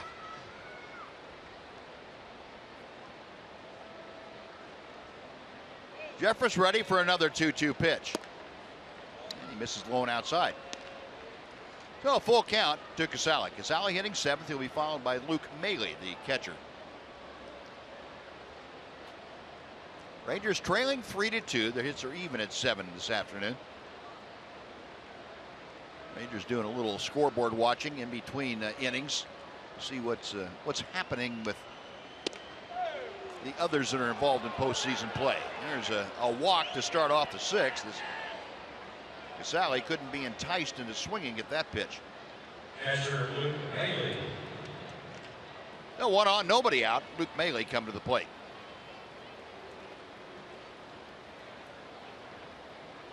Maile grounded into a fielder's choice in the 2nd, and an infield single and an RBI in the 3rd.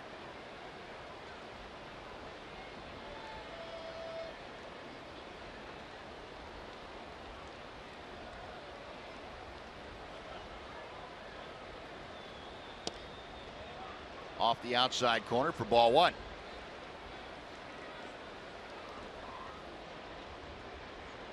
Maile at 233. 3 home runs and 15 RBI. Got his 15th with that infield single in the 3rd inning.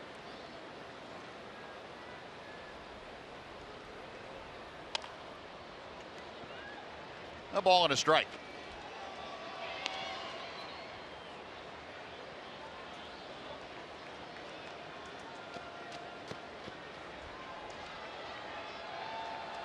Jeremy Jeffress. Last outing was against Milwaukee in that final game. Ended up getting the win in 2 innings of shutout baseball. Just gave up a couple of hits. Could be a double play. Elvis to Profar, back to first in time. Rangers turn their 190th double play of the year. And that removes the leadoff walk. Another hard sinker erases the walk with a tailor-made ground ball. That's a routine flip and an over-the-top throw back to first. That's the same thing that Jeffress did on Wednesday night. Gave up a leadoff single and then got the double play. Same idea. And for Jeffress, you wouldn't expect a whole lot of other stuff. 10 pitches, all fastballs, and the variety of sink that he had, or the amount of sink that he has on some of his fastballs. They can look like different pitches. He'll make one a little straighter, cut it even a little bit, and the other the turbo sinker. Jeff Decker up there. He's ahead of the count now. 2 balls, no strikes. Decker a sacrifice fly and a tapper back to the mound. 0 for 1 officially.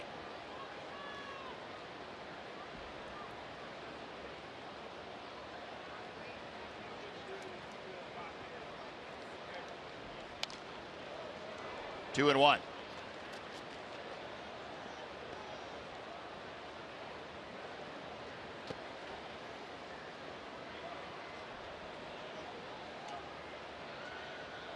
Decker now battling an 0 for 8 streak that he's in.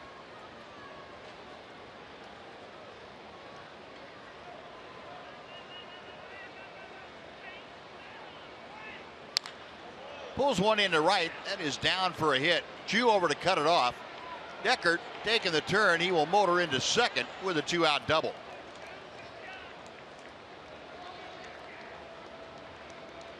So Decker snaps his hitless streak. And he'll take the Rays back to the top of the order for Logan Forsythe.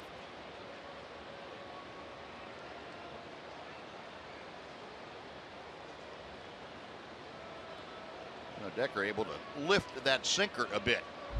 Got it close enough to the corner where he could get himself into scoring position. Logan Forsythe, 1 out of 3. Ball in the dirt, and the throw to third not in time. Well, Brett Nicholas really jumped on that pitch in the dirt very quickly. Like he had a pretty good shot at Decker, but throw just barely missed. Steve Buechele is going to talk to the video guys upstairs. See what you think.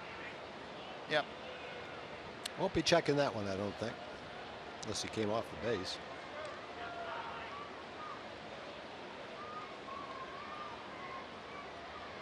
Didn't look like he did. So the wild pitch now has Decker at third base. There is a strike. Boy, they don't make the nachos like they used to, Buzz. You may have had them in your clubhouse back here, but you didn't have those. Nope, sure didn't. Man, I'm getting hungry too. Those look good.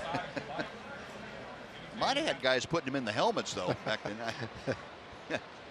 Taking them and sneaking them out to the bullpen. That is strike 2. In there to Forsythe. 1 and 2 now. The best bullpen for eating had to be the old Ranger bullpen at the old ballpark down the right field line. You could pretty much walk right into that bullpen from the players' parking lot, and it was pretty easy to get in the players' parking lot if you knew anybody. There was no security. Gonna have to finish that story, Buzz. All right. Chu takes care of the fly ball, and it's another scoreless inning for the Ranger bullpen. Jeffries gives up a hit, but strands a runner. 5.5 gone by. 3-2 Tampa Bay.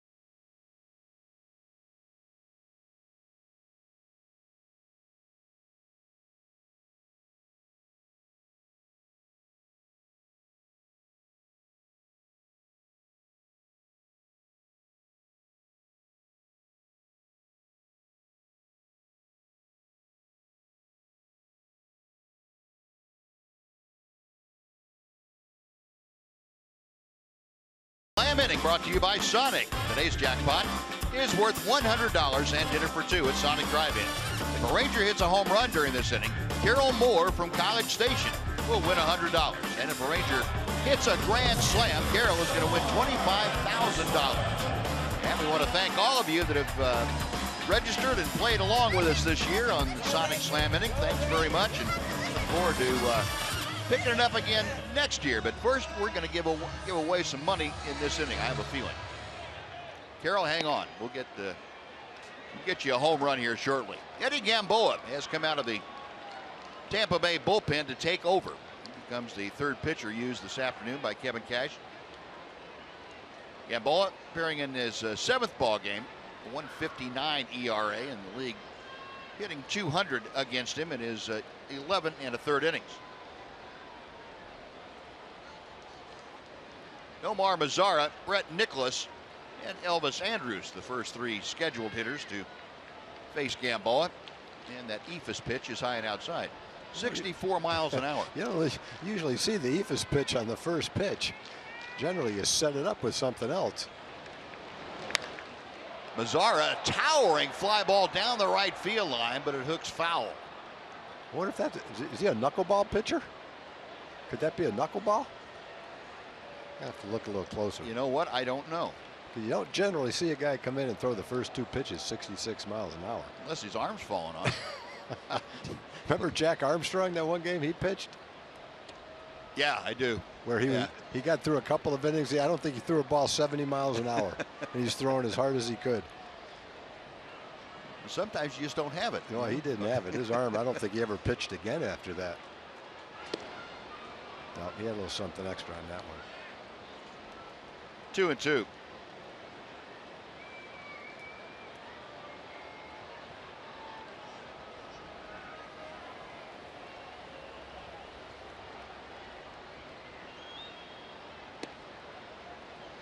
Three balls and two strikes. Well, talking about Nomar Mazara and the bombs he's hit. Go back to May. Back-to-back nights. Yanked one out of the bullpen or ballpark, and then the next night, that was the one that went 491 feet. The first one was a warm-up for that one. And Nomar caught looking. That pitch from Gamboa for strike three.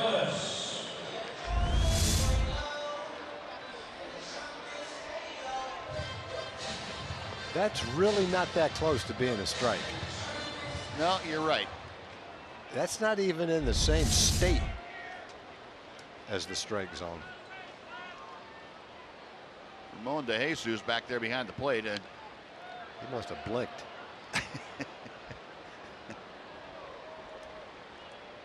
Well, Brett Nicholas not taking any chances. He was going after that first pitch that was up. Brett, 270 average. Couple of home runs, 4 driven in. 1 ball and 1 strike. I can't tell what that is, Buzz, but can't see the grip on his hand, whether it's a knuckleball or just some type of an off-speed pitch. Must be a knuckleball. Got that called a strike too. That big glove that the catcher's got on? Looks like a big glove.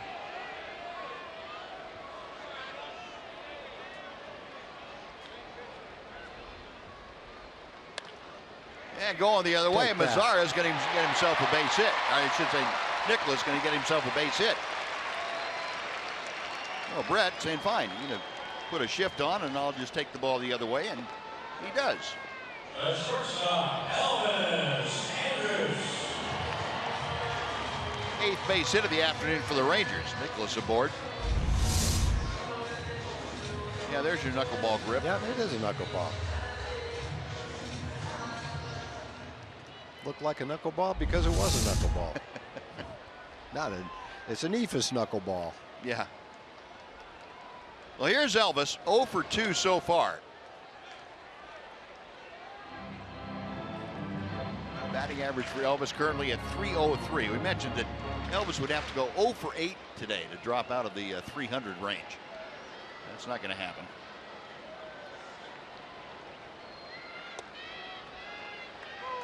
1 ball and 1 strike.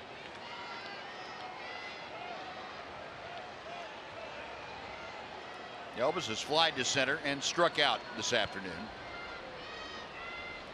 Got Brett Nicholas at first. Rangers trailing by a run here in the bottom of the 6th.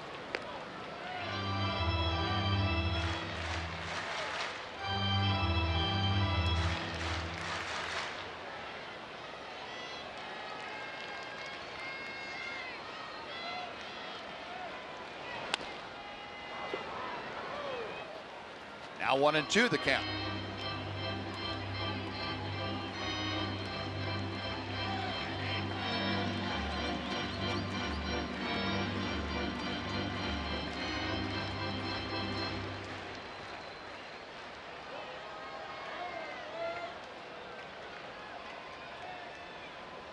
Gamboa, okay, is the sign, a check of first. And Elvis gone swinging. Second strikeout in the inning. 2 away, and Ryan Rua will come up. Ryan Rua.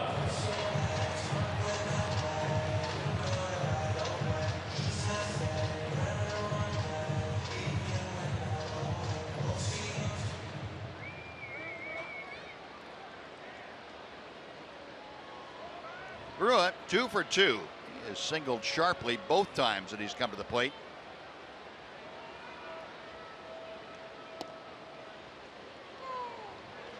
Floats in for strike 1. Look at that look. And I know there's more around here to eat. I just want to know where it is.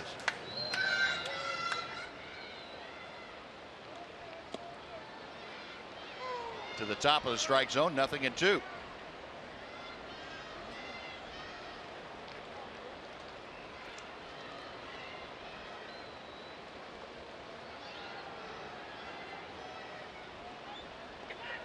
Quick throw to first, they got him. That was a quick throw to first. Yeah, boy. He threw from an odd spot too. Now, Jeff Anderson, hang on here a second. That was too quick. We're gonna have to take a look and see. Not a big lead by Nicholas. The throw right down there though, where the tag could be made. Yeah, I think he might have gotten back. Looked like it. I think he's safe. Yeah, Jeff Anderson going to say, okay, you guys take a look at it. You called him out, and I don't believe you. Mike Winters, the one that made the call. No, Winters, along with the third base umpire, Mark Wagner, will come in and get the headsets on. What constitutes a balk on that kind of a play from a pitcher? Can you like just jump and throw? If you already set, which he wasn't, but if you're set, you can't jump. You have to make a discernible step toward first. Oh. You can't jump with both feet coming off the ground when you come set. But if you're just going into your stretch, you can. Yeah, you can. So that's what he did that time. He just very quick feet. He sure got rid of it quick. Yeah, very quick feet. And you don't see many guys anymore throw from anything other than the set position, or with the step back. But he was just starting to go into his motion and had a little momentum going, so he could make a quicker move. Got his feet going very quickly. It looks like that's going to be overturned, I would think, although I believe the determination of the folks at the replay command center. Ford bringing you this Ranger challenge. Call on the field, out at first base, and there will have to be clear and convincing evidence to overturn that. So it's possible that we won't have a good enough angle to be able to definitively say that was the incorrect call. Taking a fairly long look at it back in New York.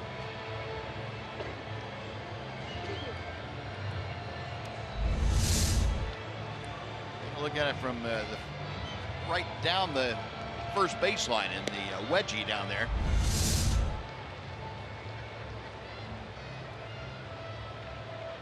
And again, what they can do back in New York, they can sync these up. They can take slow motion and from 2 different angles and sync them up so they can compare when the tag was made and where the hand was made from 2 different angles. We aren't always privy to those. We understand several of views are blocked, and we'll show you what that looks like. With Hector Ortiz there, you can't really see when the when the hand impacts the bag. You can see when the tag's made. The first one we saw seemed to show that he got back.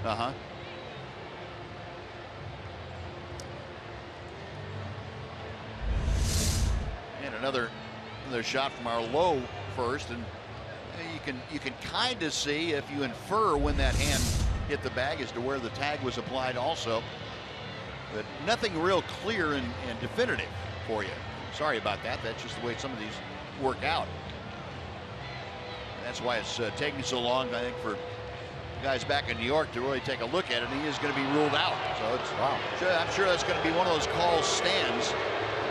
It's not confirmed that it stands, and that'll do it for the Rangers. No runs, a hit, nobody left. After 6, 3-2 Tampa.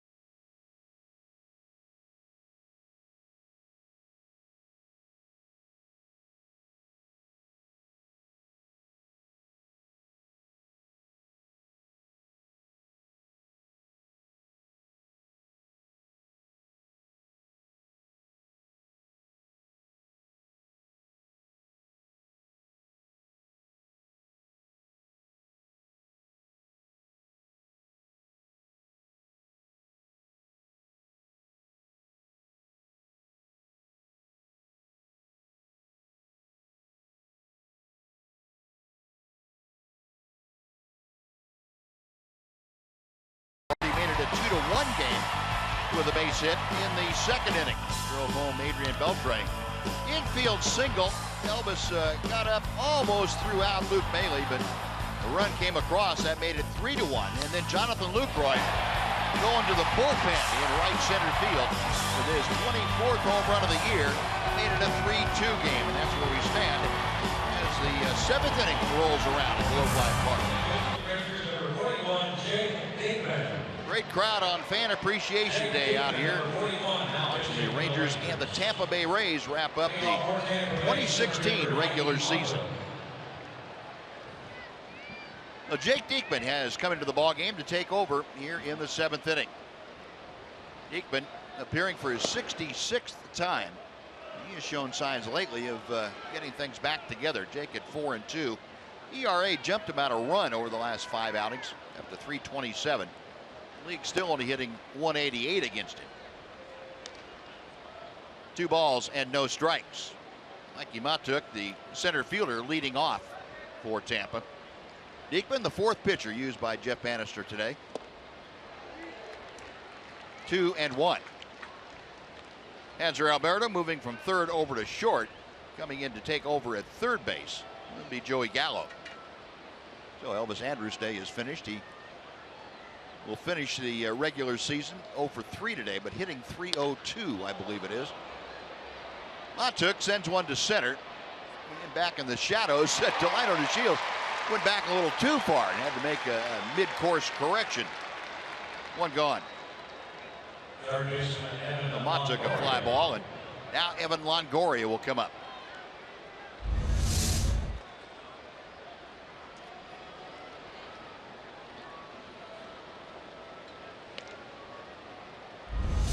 Better to get back too far and come in than not go back far enough and have to lunge at the end. Shadows play a role in that, or is it not quite yet? I think it plays more of a part for us watching him out there and kind of losing track of him when he ran into the shadow than it does for him.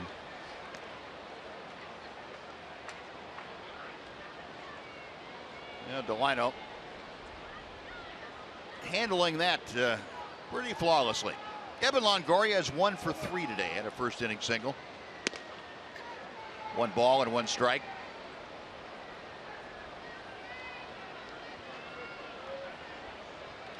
Longoria also reached on an error in the 3rd inning and came around to score. Diekman with a breaking ball. 1-2.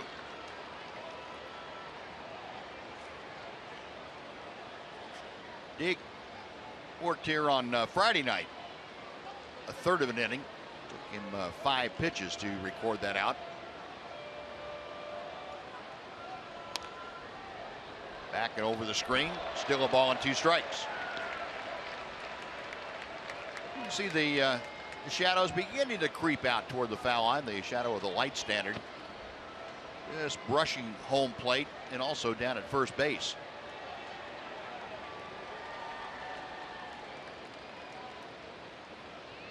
Another 1-2 pitch. In the dirt, it gets away from Nicholas. Again, Longoria and a beat the throw this time. He is aboard on the strikeout wild pitch.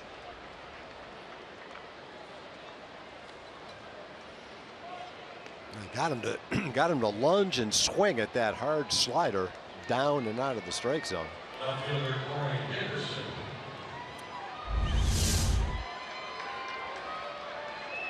Brett went down to kind of pick it to backhand it, and it hit the dirt and bounced over his glove. Bounced over his glove. Looked like it might have come up and hit him in the mask. Yeah. So, wild pitch. It's Longoria at first with 1 out. And Corey Dickerson takes ball 1. Dickerson almost reached on that kind of play as last time up. It was when Jose Leclerc had come into the ball game and he swung and missed at strike 3. The ball went to the backstop. Nick was able to recover in time to throw him out. 2 balls and no strikes.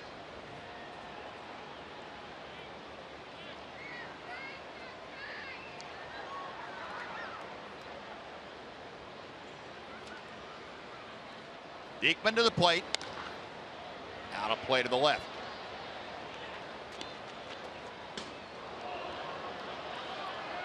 Now the bullpen scoreless streak now at 35 2/3, and it is currently tied for the all-time franchise mark with the Senators. Already set a Ranger franchise record, but the Washington portion of it. The swinging strike. Deadlocked right now, and 1 more out and they will set a new one. Senators set that back in April of 1969, 35 2/3.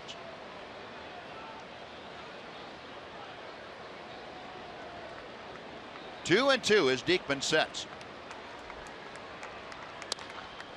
Poke down to third, Gallo to second. Can they turn it? No. The throw, and Profar apparently didn't have a good grip on it because that ball sailed over everybody and into the photographer's bay. And that's going to be the second Ranger error of the afternoon. Well, Dickerson was getting down the line pretty well. I don't think they were going to turn it anyway. First baseman Richie Schaefer.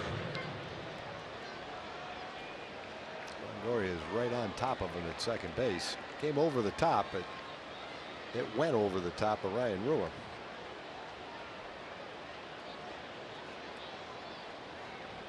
Got some altitude. No, 2 out now. Dickerson at second. Here is Richie Schaefer. Takes ball 1. Schaefer has doubled in 3 trips. A double and a run scored in the second inning. Since then has struck out twice. Jake Diekman trying to keep this at a 1-run deficit for the Rangers. 1 ball and 1 strike.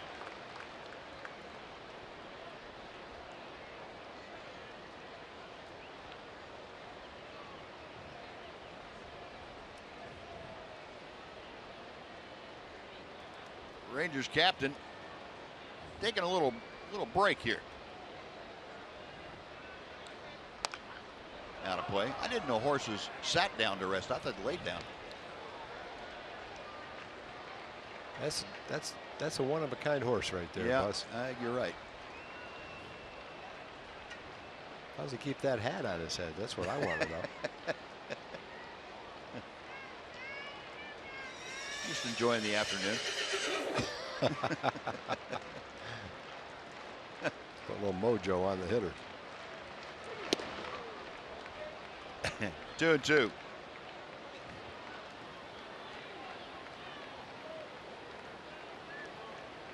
He didn't bring the spider out with the spider in the fishing pole. He didn't bring that out today. He's probably paying homage to Fan Appreciation Day. Tried the back door. Diekman couldn't get the call, and the count is full. That one came in the back door, Buzz. They just didn't see it. Yeah. He snuck in the back door. Still a full count. Dickerson out at second base.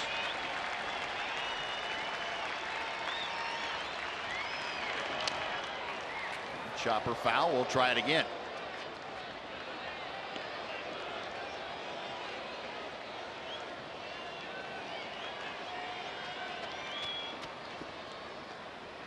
Jake Diekman having to work overtime here a little bit. 20 pitches in this inning, 12 strikes and 8 balls.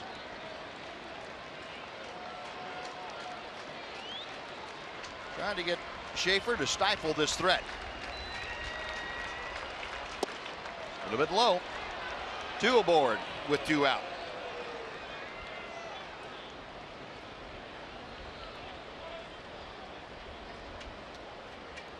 And Doug Brocail is going to go out and have a little bit of a get-together with Jake Diekman and Brett Nicholas.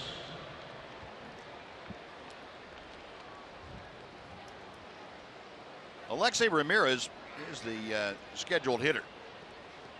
Let's go down to Emily Jones. Well, Elvis's day is done here on Fan Appreciation Day. Here's what he wanted to express to the fans of his Texas Rangers this season.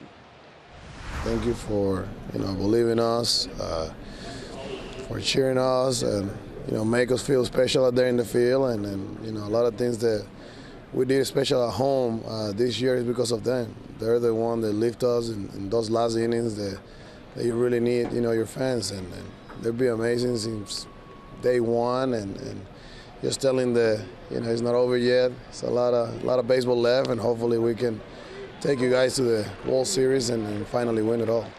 And what a season it's been for Elvis, especially considering the way last season ended. A lot of people wondered in the offseason what kind of player he would be like coming back, and he's come back with such a renewed sense of focus, desire to play this game and play it at a very high level.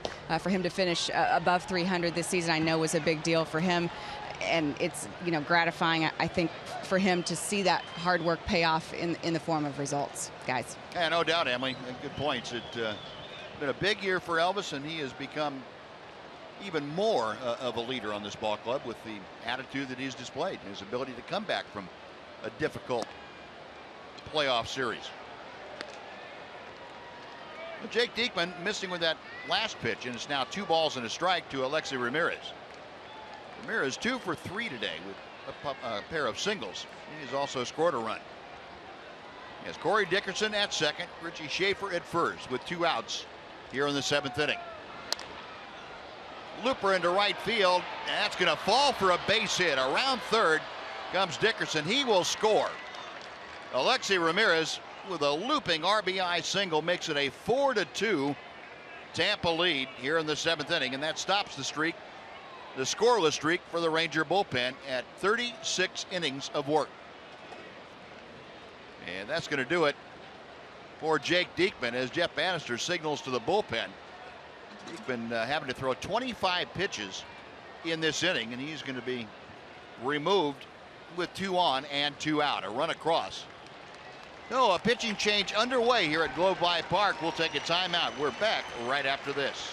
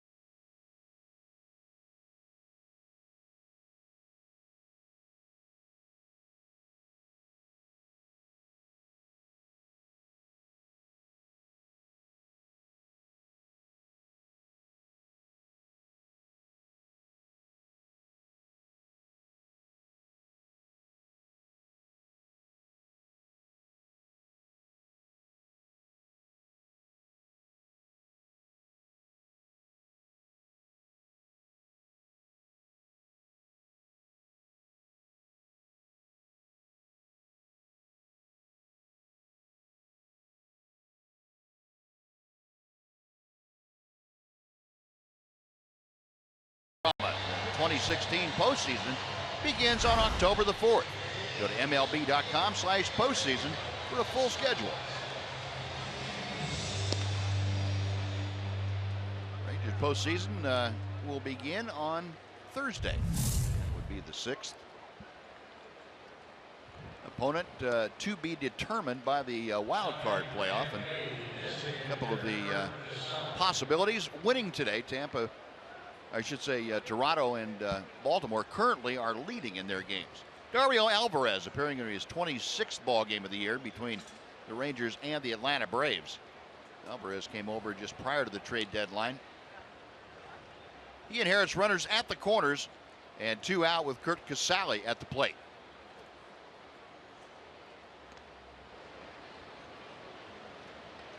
Casali has been aboard all 3 times that he's come up this afternoon. A couple of walks and an RBI single.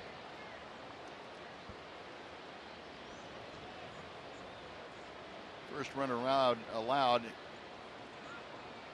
last 35 1/3. Now they got 2 outs in this inning. And that would have made it 36 if that's how they calculate those scoreless streaks.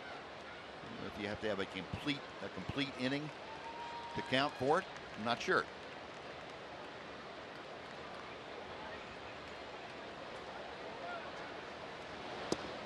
Alvarez misses with a breaking ball. It's 1-0.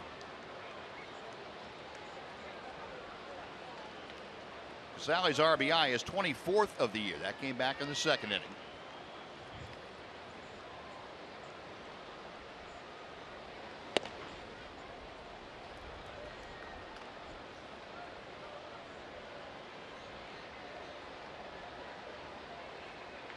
Alvarez, since being recalled from Round Rock back on the 26th of August, has allowed 8 runs in 8 2/3 innings in the 7 ball games that he's pitched in. That's a pretty good jump right there. And got the rundown going. Now the throw back to third, and out at third base is Richie Schaefer. So Schaefer trying to score if the Rangers had misplayed that rundown. He doesn't, but Tampa Bay adds a run, and they lead 4-2. Now we'll join Chuck Morgan as he introduces God Bless America.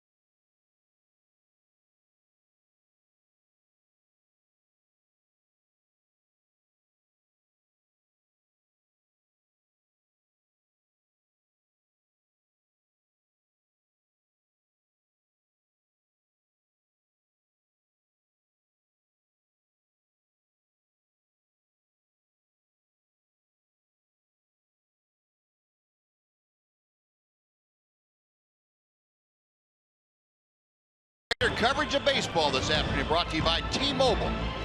Byron Buxton of the Twins inside the park home run today. Circled the bases in just 14 seconds. We knew you could fly, and there's proof. That is motoring. Meanwhile, Mark Teixeira wrapping up a 14-year career this afternoon. Ends up with 409 career home runs and too shy of 1,300 career RBI. Great career for the former Ranger. Now Ryan Rua starting things off here for the Rangers in the bottom of the seventh. It's now a 4-2 Tampa lead. Rua, Profar, and DeShields facing Eddie Gamboa. Our AT&T high-speed internet replay. Rua's had a very good day. A sharp single for the RBI his first time up. He lashed one through the hole his next time I should say, for a base hit. And stolen base each time he got on the base pass. Two swipes today. Yeah, two very similar at bats, similar results, similar pitch, and a stolen base right after it. Able to check his swing on that pitch upstairs. 2-2 now.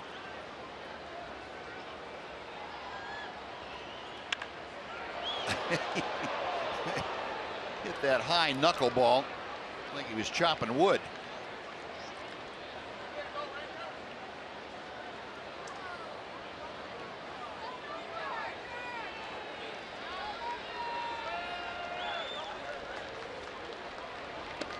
That's inside. Runs the count full. No, with nobody out, Rua trying to get aboard. He'll be followed by Jurickson Profar.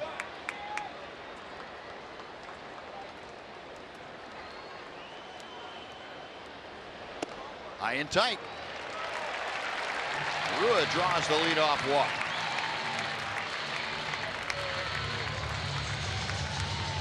Profar coming up. Before he steps in, we're going to send it over to John Radigan for a Chevy game break.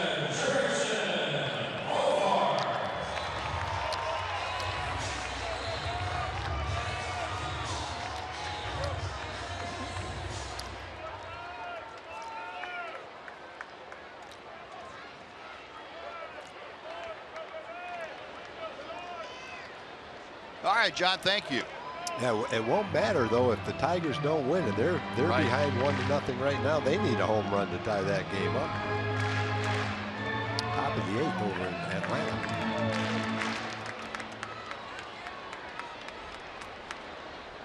Profar, a fly ball to right and a strikeout today. Makes that pitch low and inside. 2 balls and no strikes.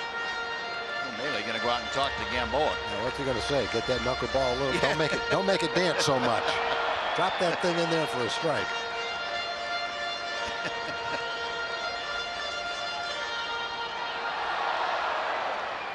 The old let him hit it, huh? If I let them hit that thing, it's going to go a long way. Yeah, if I knew which way it was going to break, I'd really have control of that thing. Yep. Well, first baseman's going to go talk to him now.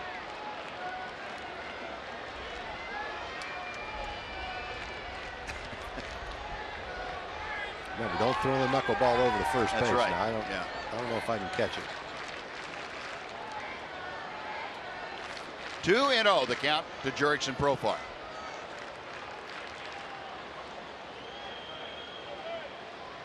Now 3-0. All of a sudden, Gamboa struggling a little bit to find the strike zone after he jumped out in front of Ryan Rua. 0-2.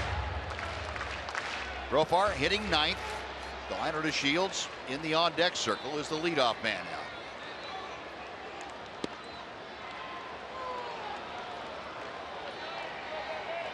now. 3-1.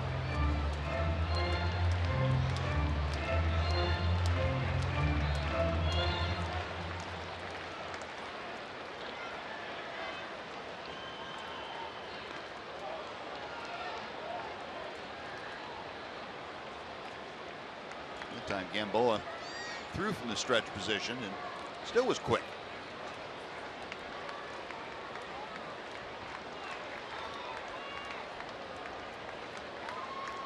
The right-hander okays the sign.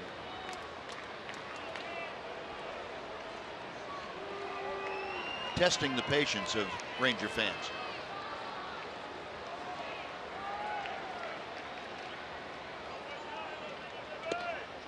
And that is high and outside, ball 4. There are 2 aboard via the walk to the top of the order.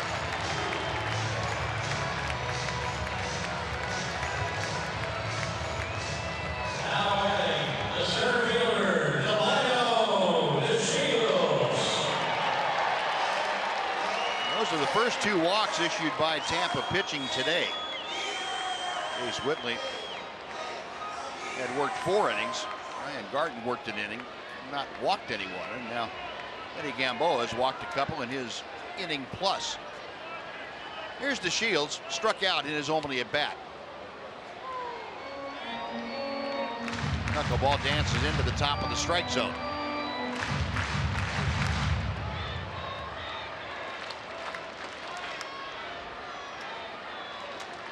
Seen Delino turn sacrifice bunts into base hits on numerous occasions. Trying to bunt that knuckleball, though, a little bit more difficult than your average pitch. Not easy to hit it, not easy to bunt it. Sometimes it's not easy to catch it. Definitely not easy to throw it.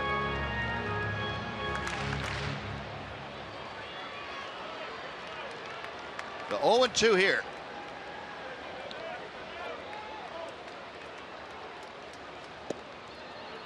And that one stays high. A ball and 2 strikes.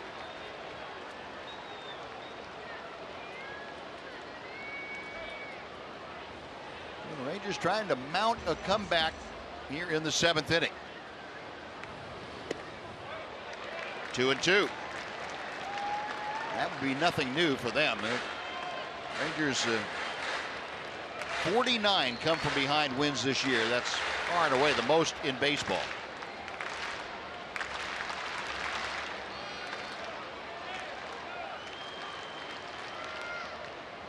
Outside, a full count. Delino.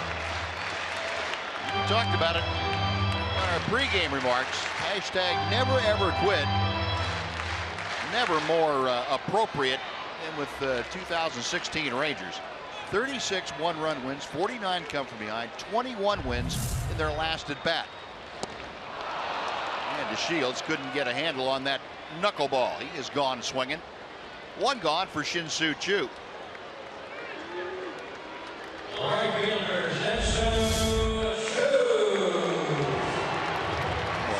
dropped right at the end.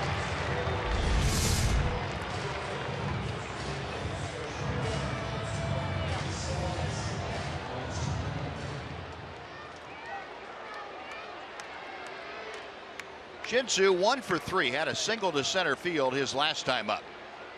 He's got the tying runs on base here with 1 out in the 7th inning. That ball fluttering all over the place. Luke Maile had to kind of swat it.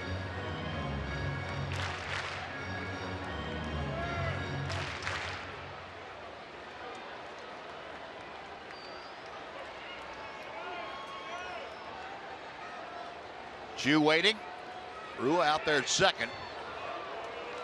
And the pickoff with Ramirez cutting in behind Rua.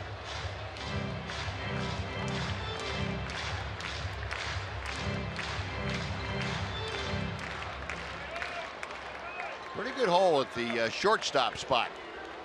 Got the overshift on for Chu. Ball 2 is low.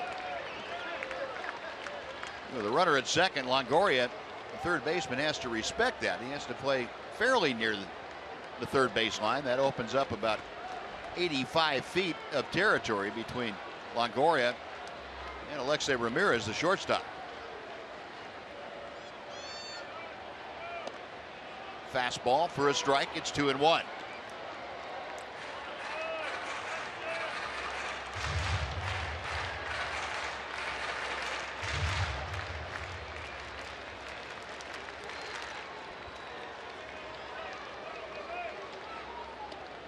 And the knuckleball floats over. 2 balls, 2 strikes.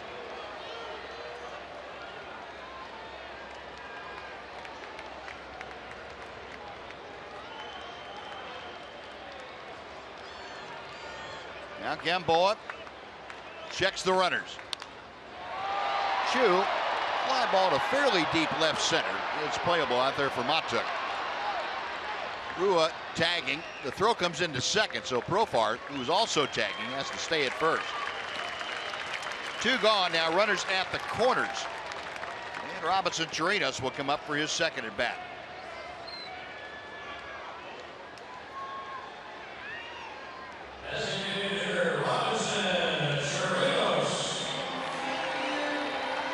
Keone Kela loosening in that Ranger bullpen. Looks like we will see him in the top of the 8th.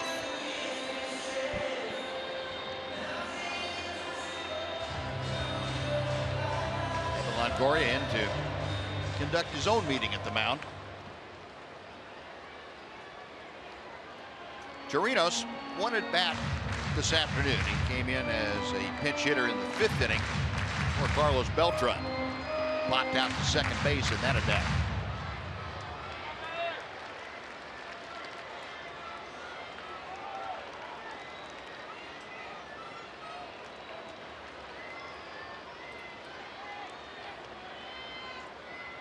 Now Gamboa with the pitch that's outside and low for ball 1.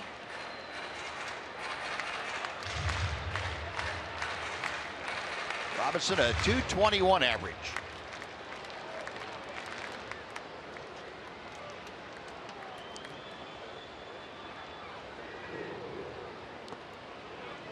Two balls and no strikes.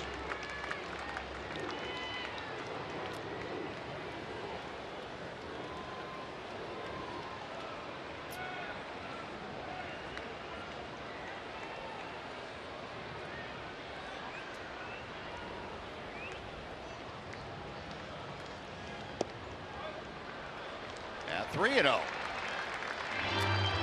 I don't know if Ramon DeJesus is going to watch the Fox track after this ball game, but if the Fox tracker is correct.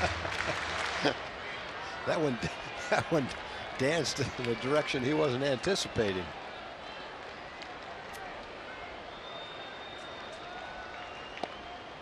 Three and one.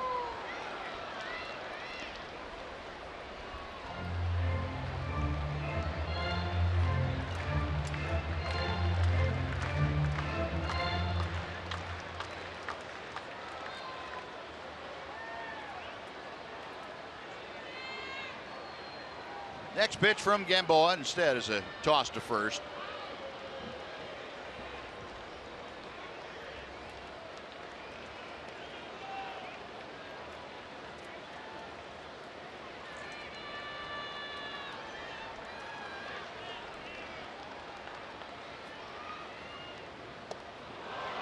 Three and two.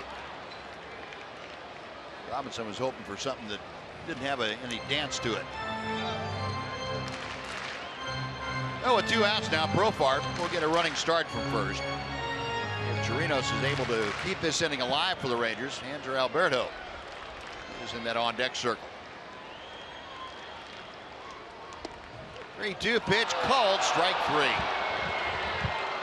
Well, Rangers get a couple of walks, but leave them on the base paths. We'll go to the 8th inning, 4-2, Rays.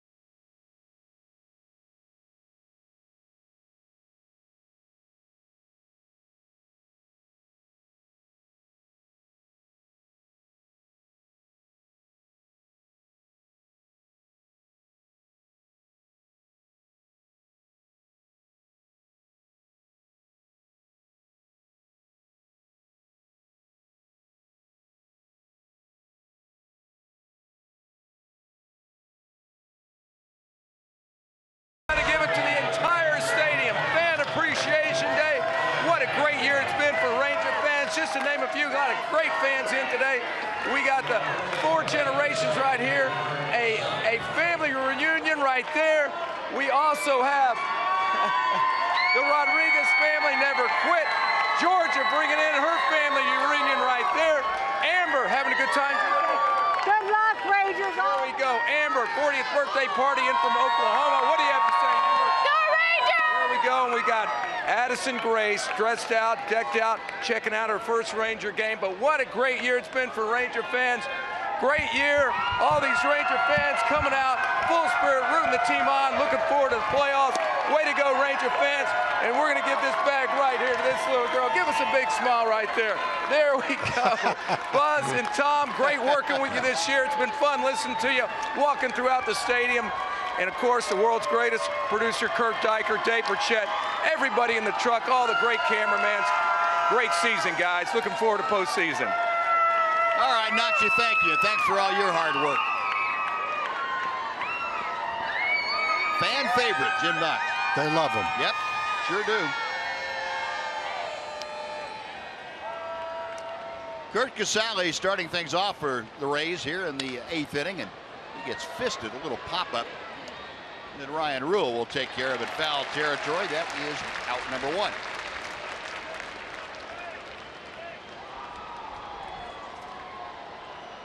Oh, Casale pops out. Now Luke Maile.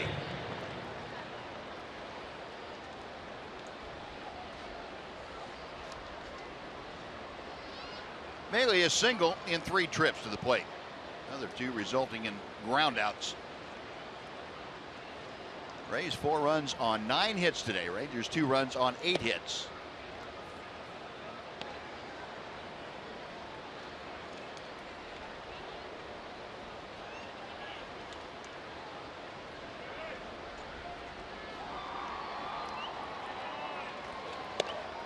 Two balls, no strikes.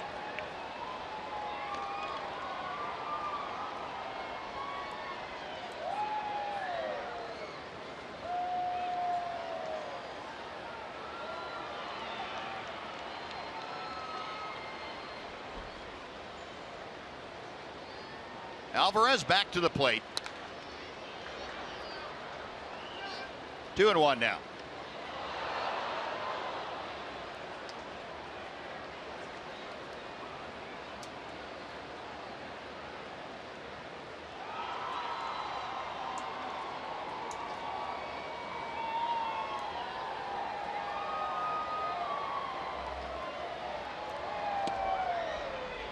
Pitch a little bit high. It's 3 balls and a strike. Alley, the number 8 hitter, he followed by the right fielder Jack Deckard.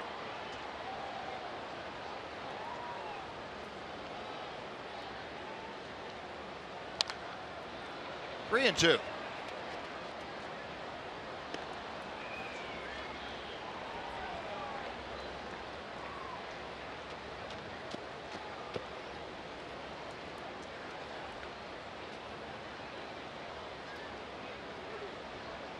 Dario Alvarez came in to get the final out in the 7th inning.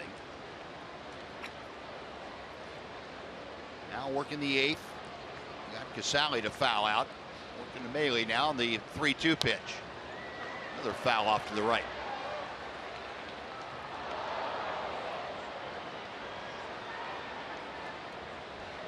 Baltimore has defeated the Yankees 5-2. Toronto has taken a 2-1 lead over the Red Sox. That ball game now in the bottom of the 8th at Fenway.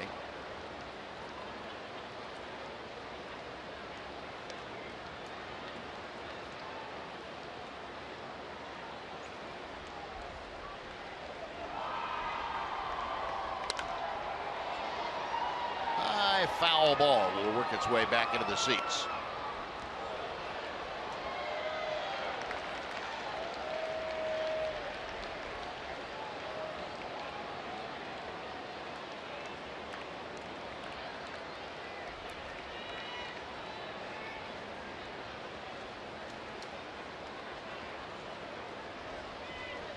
Alvarez wanting to go once again. Alberto throws him out. There are 2 gone.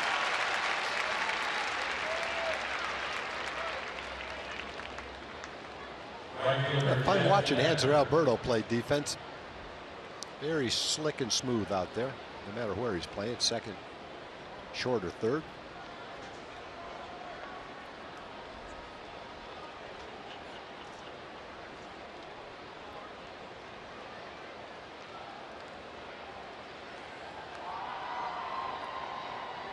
Decker this afternoon, 1 out of 2. Had a double his last time up. Takes ball 1.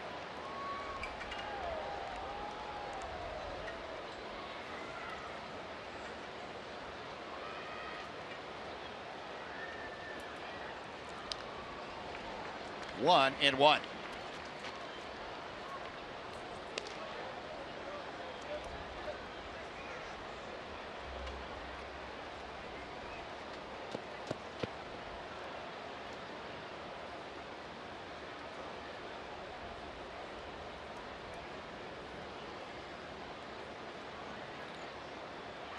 Now Alvarez back to the plate. Hit well to right field. Hoying going back and makes the catch going away. Well, Alvarez works a 1-2-3 inning. Rangers will come to bat in the bottom of the 8th inning, trailing 4-2 on Fox Sports Southwest.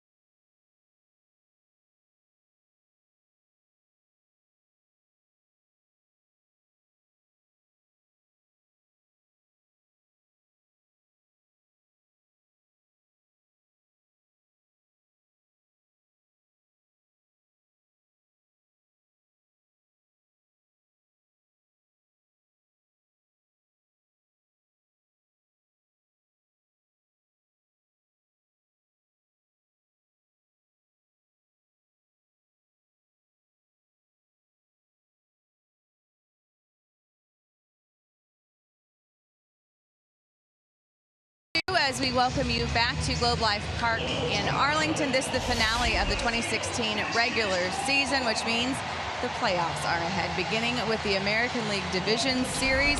That will start on Thursday. The only thing to be determined is the time and the Rangers' opponent in the ALDS. Still a lot to be determined. Could be the Orioles, the Blue Jays, or the Tigers, but we know things will get going here at Globe Life Park on Thursday. Time to be determined, and the game will be on TBS. It has been a fantastic season working with you guys once again.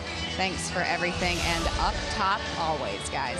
All right, Ann, thanks very much. Right back at you. We've enjoyed another great season with you.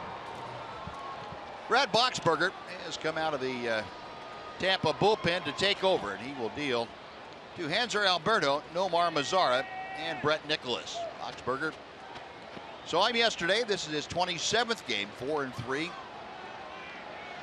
256 opponent's batting average against the right-hander. And Hanser shoots one to the right, out of play. Alberto 0 for 1 this afternoon. Now the average at 130. A fly ball to center that sent Matuk back pretty close to the wall in front of that 404 marker.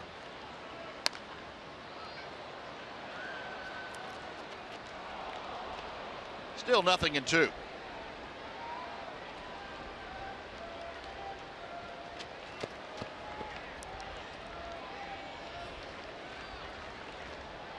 Shadows now have crept all the way out to the baseline between second and third, and then into right field. Well, the hitter and pitcher, everybody on the right side of the diamond in the shadows now. Picked off by Longoria, and he will throw out Alberto. Well, you got Longoria out there playing 9 innings on the last day of the season. Veteran player. I think I saw the stat. What was it yesterday, Buzz? If he played all these games, he would have played 160 games for 4 straight years. Yep. Pretty impressive. He is a diehard as far as getting out there on a daily basis. He now has 642 games played in the last, well, from 2013 through this year, so the last 4 years. Yeah, physically, I don't think hasn't looked better the last 5 years than he does right now. Yeah. Bouncing around out there, it looks great. Not that he's 40 years old or anything. I think he's only around probably 30 years old, but still. Good looking ball player, boy. Yes, he's a professional. Just never looked for him to do anything wrong out in the field. No mental mistakes. Comes to play. 1-2 to Mazara, and he's been the face of the Tampa franchise for the last 5 or 6 years. Yeah, he was one of the guys they were able to sign long term. Some people thought he gave them a little bit of a discount. Who knows? Maybe he did, maybe he didn't. But he wanted to be there. He was happy to be there. He liked his contract, so he signed it. And I would say that was a win-win for everybody involved. Yep, I do too. 2-2 to Nomar Mazara, who is 0 for 3 today. A couple of strikeouts and a fly to center. Check the swing, the pitch a bit low, and it's a full count. Well, for Tampa Bay to come back, they've obviously been strong over the years because of their pitching. But they're going to have someone to help Longoria out in the middle of the lineup. Brad Miller has helped a lot this year, hit 30 home runs. They hit a lot of home runs, but they need some better hitters, guys that can hit good pitching. They strike out too much. They score when they hit home runs. Otherwise, they have a hard time scoring. So they had a couple of veteran hitters in their lineup to help out. Kevin Cash and his crew. You kind of get as a manager, I would think, hamstrung by what the cards you're dealt, and they've done a pretty good job putting together a representative team. But they have. If their pitching had held together, it would have been a whole different year for them. And unfortunately, injuries got to them, and they lost the heart of their starting staff. And as Ranger fans can identify, that plays havoc with your whole team when that happens. Red Nicholas had an infield single his first time up there.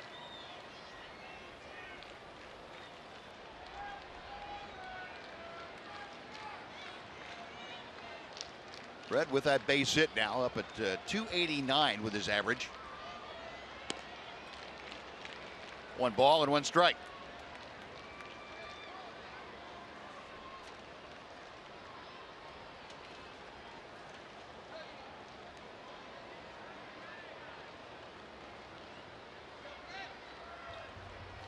Red, of course, in his second stint this year with the Rangers, made his major league debut earlier in the year. Didn't really want to do it. He went around. 1-2.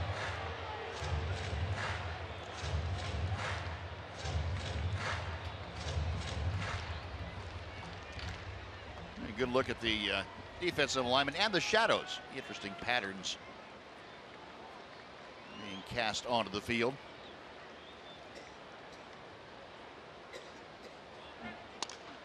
That's slapped just foul outside the bag. Thought Red liked that so much the first time he was able to keep it fair, and this time he just missed a foul.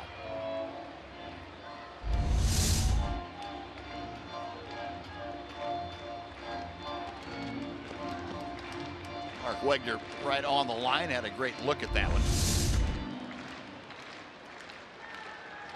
No, Nichols will come back. Another 1-2 pitch coming.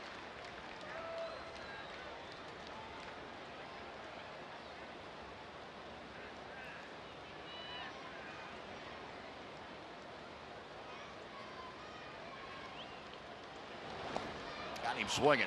Boxberger really pulling the string, gets the strikeout. There are 2 gone now, and Joey Gallo will get his first at bat. Third baseman Joey Gallo.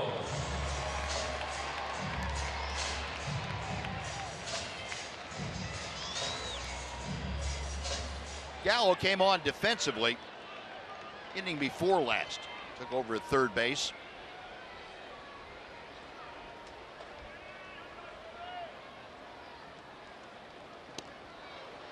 Swinging strike 1.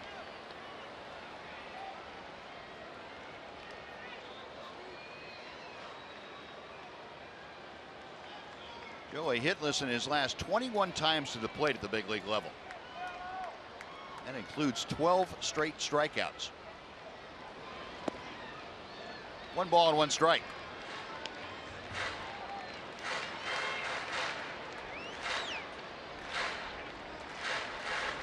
Only hit this year for Gallo was a home run against the Oakland A's back on July 26th.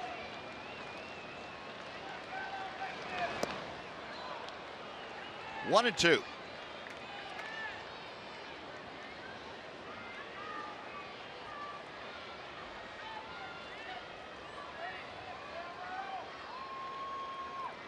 Rays in an extreme overshift against Gallo.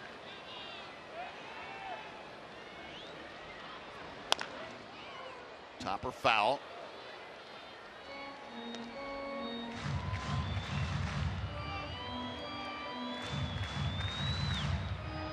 Think about Joey. He does represent the tying run in this game. If he can. I just want to see him connect and just see how far he can hit one. I'd like to see him hit one up on the roof up there. He definitely can do it.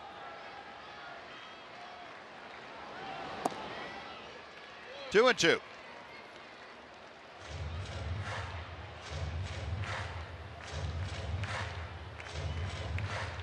Gallo 25 home runs this year at AAA Round Rock. That was 3rd in the Pacific Coast League.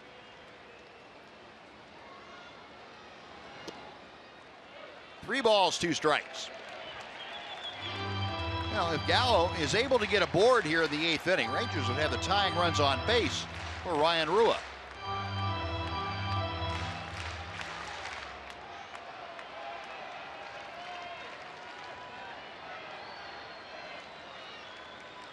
On the move, and the pitch fouled back.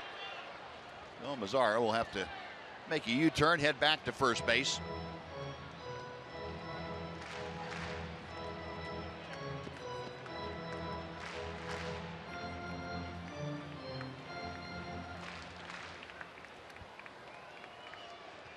Now Boxberger gets the sign, a check of Mazzara. 3-2 is inside, ball 4. And the tying runs are aboard with Rua coming up.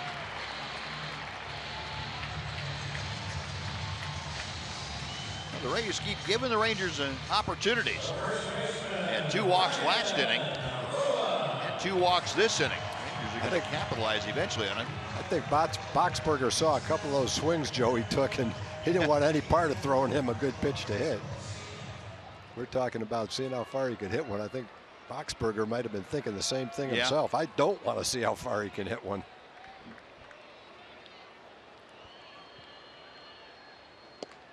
First pitch to Rua is outside for ball 1. Ryan, 2 singles and a walk this afternoon. Average at 259. Got the tying runs aboard. Mazzara at second, Gallo at first. Back to the screen off the check swing.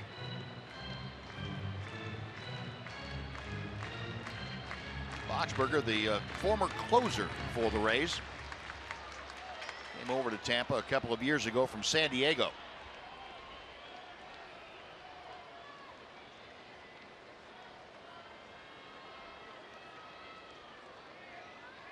Now the 1-1.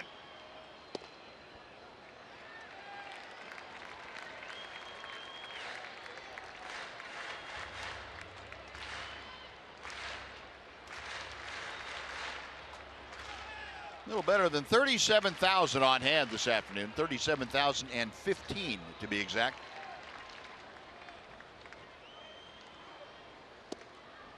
Inside, 3 balls and a strike. Boxberger really working himself into a hole. 3-1 to Rua with 2 on and 2 out. Jurickson Profar will be the next hitter.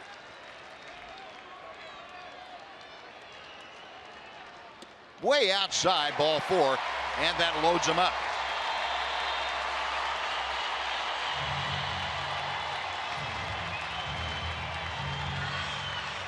Well, 3 walks in the inning and 29 pitches.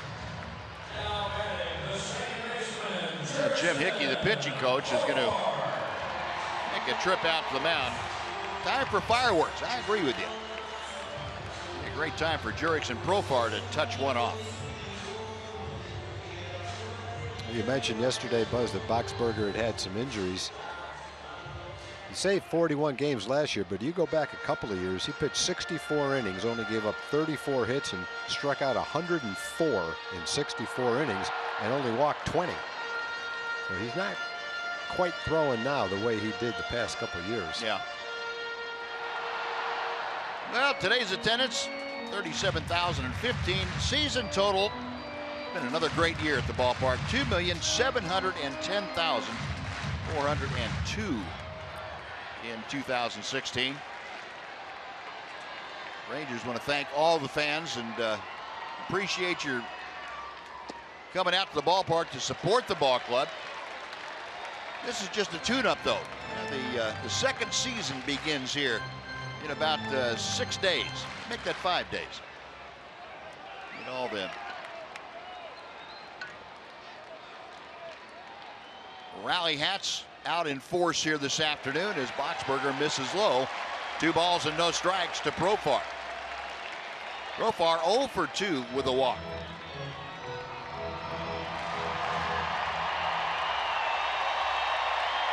And the crowd's starting to get into it. They may feel another comeback coming.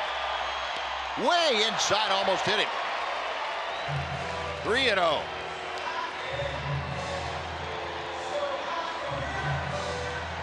Hickey on the right, and Kevin Cash don't really know what to make of this from Brad Boxberger.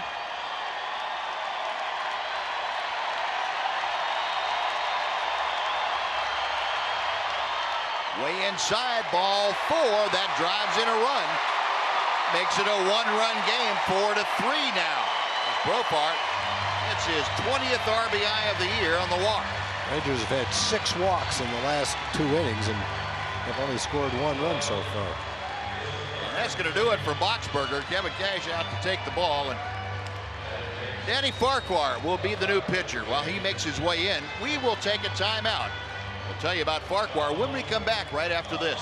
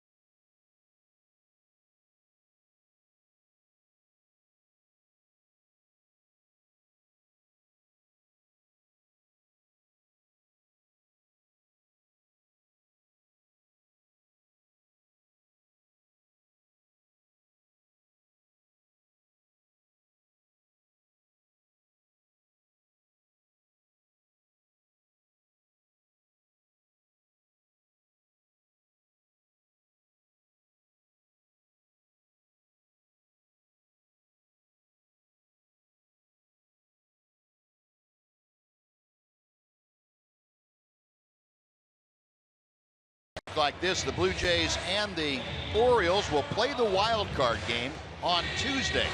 Over the National League, it'll be the Mets and the Giants playing in that wild card game on Wednesday. Rangers will host the winner of the wild card game starting on Thursday here at Globe Life Park. Meanwhile, in the other division series game, the Red Sox and the Cleveland Indians will vie for the second spot. Over the National League, Chicago Cubs wait the winner of the wild card with the Mets and Giants competing for that. Danny Farquhar has come into the ballgame now to take over. He inherits the bases loaded and 2 outs, a run across for the Rangers. Here in the 8th inning, it's a 4-3 Tampa lead. And Delino DeShields is the hitter. He takes strike 1. DeShields has been to bat twice this afternoon and struck out both times. 4 home runs, 13 driven in. Now 0-2. Moreland, Adrian Beltre, Ian Desmond there in the background.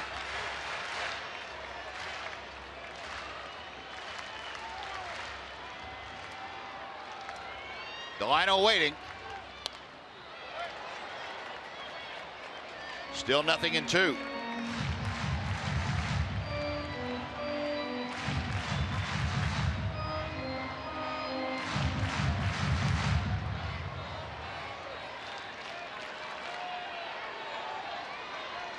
Gallo, Rua, and Profar on the bases.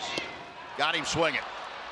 Farquhar comes in and strikes out DeShields, leaves the bases full. We will go to the 9th with the Rangers trailing the Rays 4-3.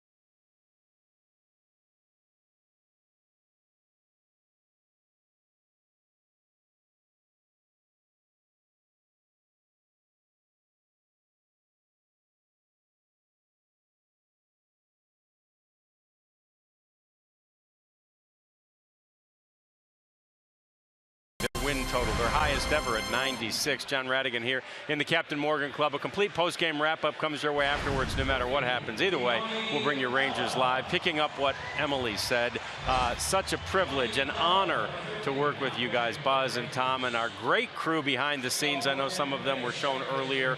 We couldn't do it without all these people behind the scenes. It's such a privilege to be a part of this broadcast. Our last one, but we'll be here with Rangers Live after all of the postseason games as well. Let's get it back over to you guys. All right, John, thanks very much. It's been great working with you again.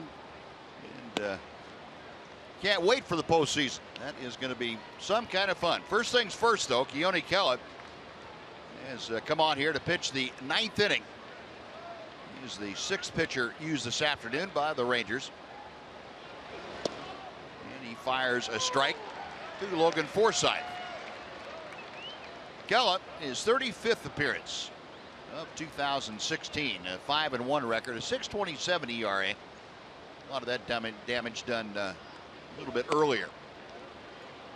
Opponents just hitting .236 against him. Forsythe 1 for 4 today. Season average at 263.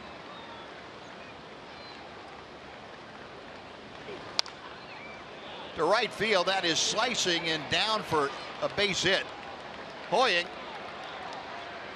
had to play the soft hop down there and into second base with a leadoff double as Logan Forsythe. That ball had a lot of English on it, not hit all that sharply, and when it hit, it spun very softly away from Jared Hoying.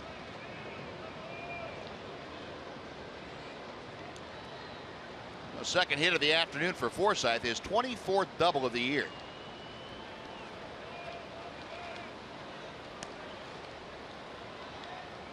Oh, with nobody out now, Mikey Matuk, the center fielder, comes to the plate. Matuk 0 for 4. A couple of ground outs and a couple of fly balls to center. 96 for strike one.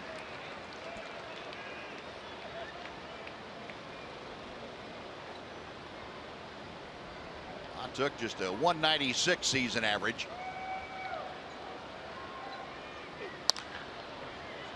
Sliced down the right field line and back into the seats. O'Kellett has the advantage at no balls and 2 strikes.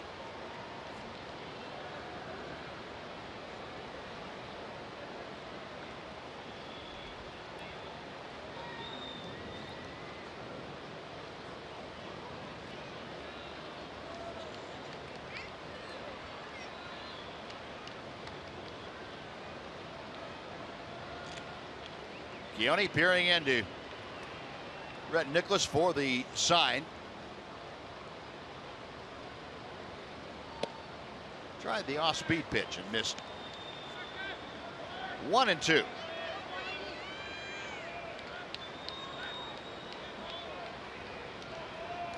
Rays now 4 runs on 10 hits this afternoon.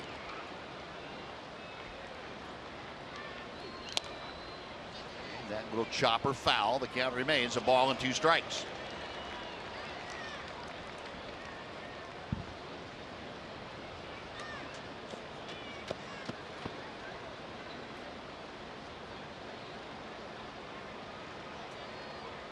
Great afternoon for the fans. A lot of things going on with Fan Appreciation Day out here.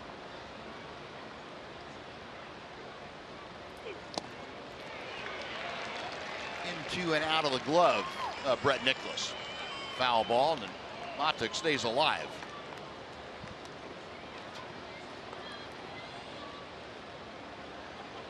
Kellen last worked on Tuesday night against the Milwaukee Brewers. Had a 15-pitch inning, which he struck out all 3 hitters that he faced. Might have been as dominating as we have seen him this year. Yeah, that was the day he had that curveball working for him. Yeah, when he can combine 97-mile-an-hour fastball with that curveball, he's lethal.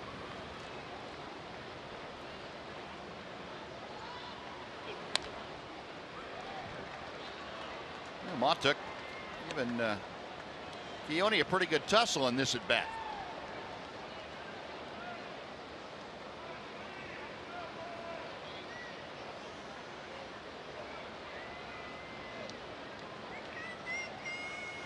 Keone's been able to drop his ERA about a run and a third in the last 10 outings.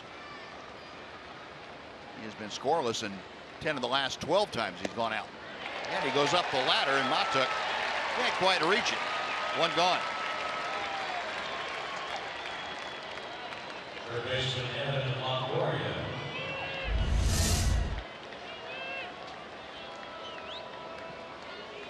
A little too high to handle right there. No, with Evan Longoria coming to the plate, Brett Nicholas wanted to have a little chat with Keone Kela, see what he had in mind with Longoria.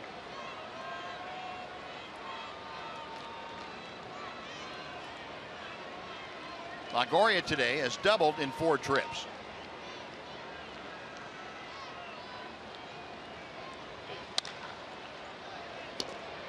Going to third. They get the sliding Logan Forsythe.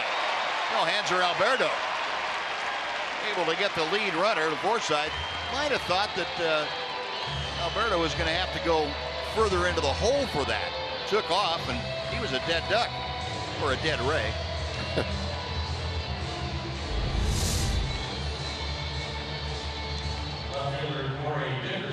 Hanser doesn't rush it. He watches the ball right into the glove, makes an accurate throw, and there's the tag.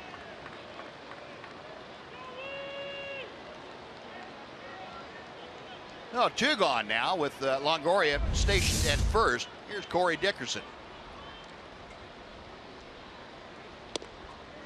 Good fastball for strike one.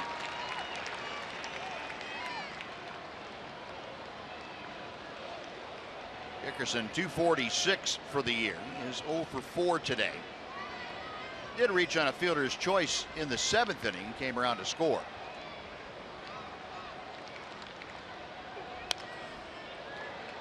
Able to get a piece of that curveball and foul it back. McKellen with the advantage now at no balls and 2 strikes.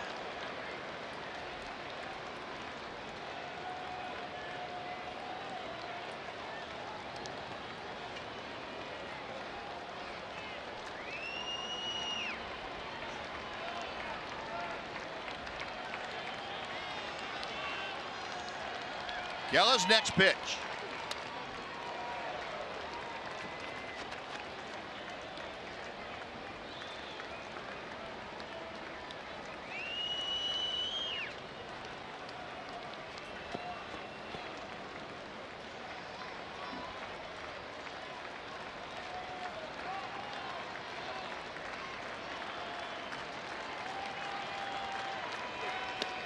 Curveball didn't miss by much.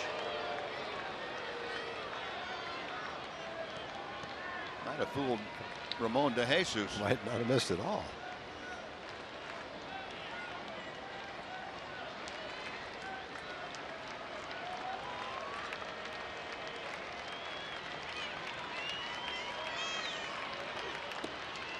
That went high and away. 2-2.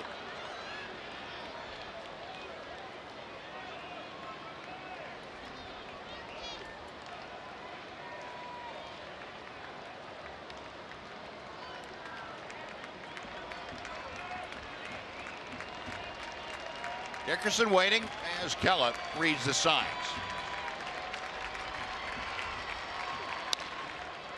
Popped him up. Shallow left field. Alberto going back. He's called off by Mazzara. And Nomar makes the catch. And that's it for the Rays. No runs a hit. They strand one. Bottom of the ninth coming up. Rangers trailing 4-3.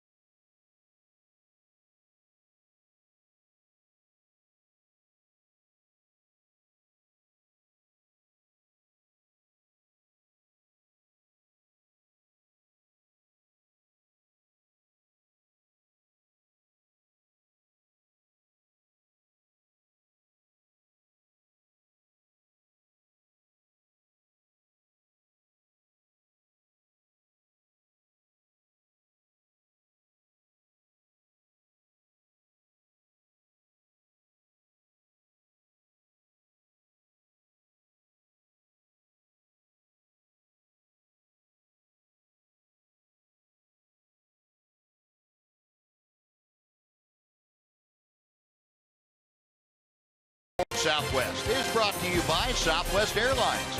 Transparency, low fares, nothing to hide. by AT&T high-speed internet. Get a deal worth talking about. Get high-speed internet from AT&T. And by your Texas Ford dealers. Visit your local Texas Ford dealer today for incredible deals and see why Ford is the best in Texas. This crowd up in arms about getting a Ranger comeback going here in the 9th inning. Alex Colomé, the closer for the Tampa Bay Rays, is on. The Rangers captain, along with Chuck Morgan, the director of in-park entertainment, imploring this crowd to make noise. And the crowd is complying very dutifully. Numbers for Colomé, 57th game, 37 out of 39 in save opportunities. Just a 197 opponent's average against, and Jared Hoying will start things off for the Rangers. Colomé fires strike one. Yeah, you don't get a lot of recognition when you're the closer for a bottom dweller, but 37 out of 39 is pretty good pitching. Yes, it is.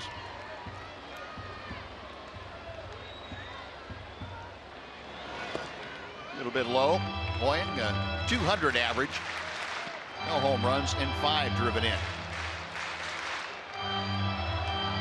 Well, as we get going here in the 9th inning, I want to say thank you to all the folks on our production crew, and we talked about the camera people and everybody in the truck, and then too many for me to remember, but Kurt and Dave, the base hit by Hoying.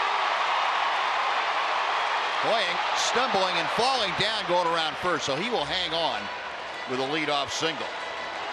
He was very definitely going to be into second with his speed. Can't get away with anything on the field, boy. No. Guy's just waiting for you to fall down.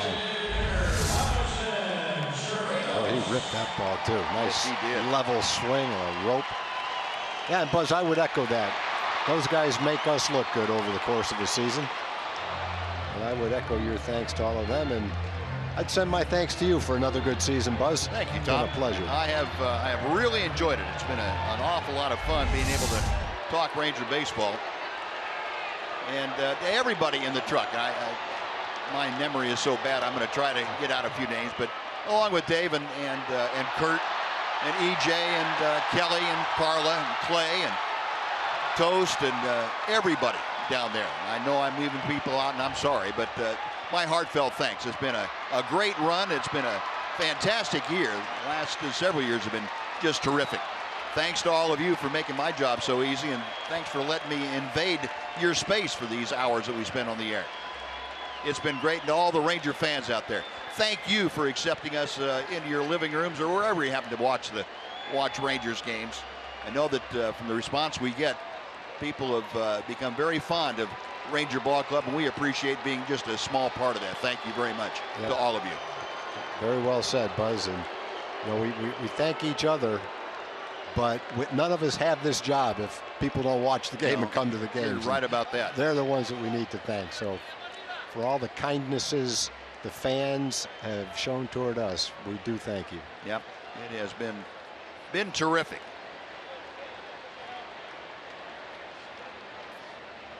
A little lull in the action here. A couple of fans ran on the field. They thought they were getting away. They jumped over the tarp and into the stands, but a couple of fans in the front row grabbed them and slammed them to the ground. And they didn't get away, boy. I don't know how you could think that jumping on a baseball field and then jumping right off again is going to. That might have been one of the guys right there. Yeah. He picked that guy up with one arm and slammed him to the ground. He didn't know he was going to get that kind of action today. No, one on, nobody out.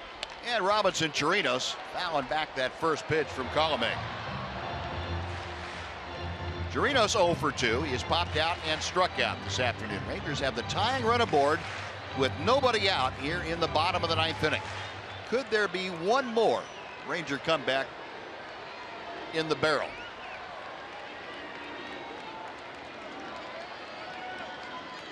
Hoying with very good speed at first. And 0-2 now to Chirinos.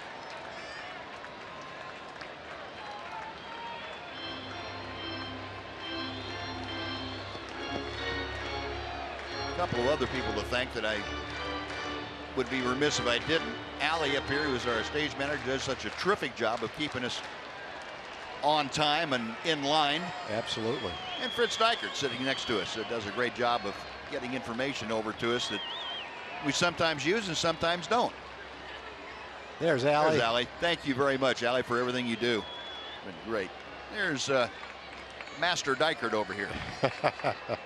Fritz, appreciate it. Fritz used to be camera shy. Now I think he's kind of looking forward to it. He got around Noxie. Hangs out with point. Noxie for the first 5 innings of every ball game. That'll loosen you up a little bit. That's a good point.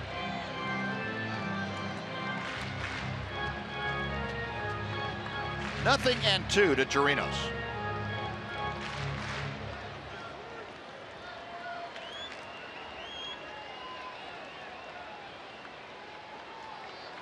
Rays infield playing a couple of steps to the left for Robinson.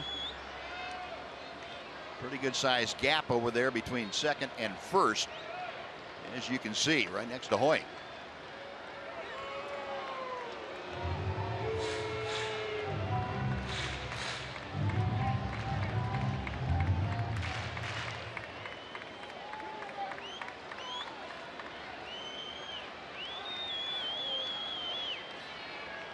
Nothing and 2.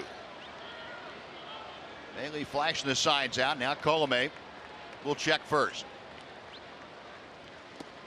In the dirt. 1 and 2.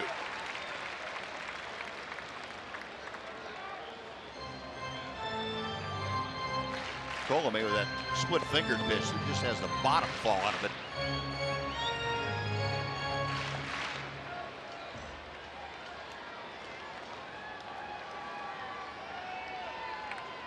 Crowd adjusting their rally caps. Yeah, maybe some converts that weren't quite sure about it until Hoying led off with a single. To left center field. That is down for a hit. Hoying motoring on around the third. Back-to-back base hits open up the ninth. All right, Buzz, it's only fitting on the last game of the season that the Rangers do what they've done best all season long.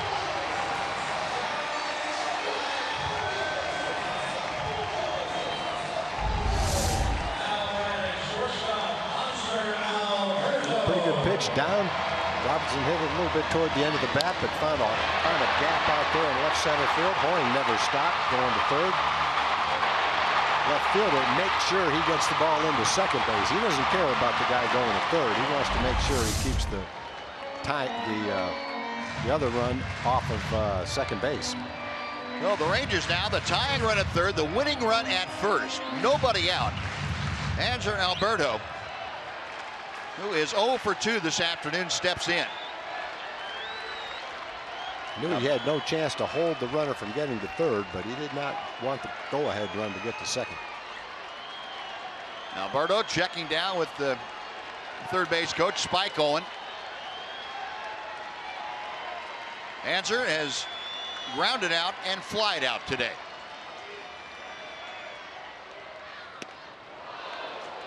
Oh and 1. A little bit over anxious for him. I think that's what it was. Understandable. I think everybody gets a little pumped up, especially the last game of the season. You get an opportunity to come back.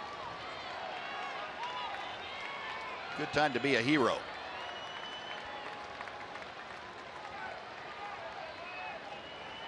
Colomé with the 0-1 pitch. 0-2.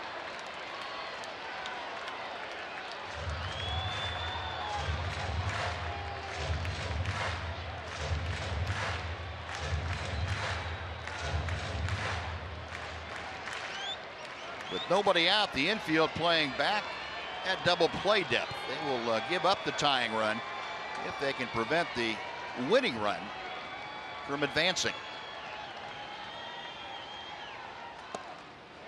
A little bit low. 1 ball, 2 strikes. The Ranger bench looking for any excuse to celebrate as they've done so often in this ballpark this year. Kevin Cash trying to figure out a way to stop them. Rangers at 53-27 here at home.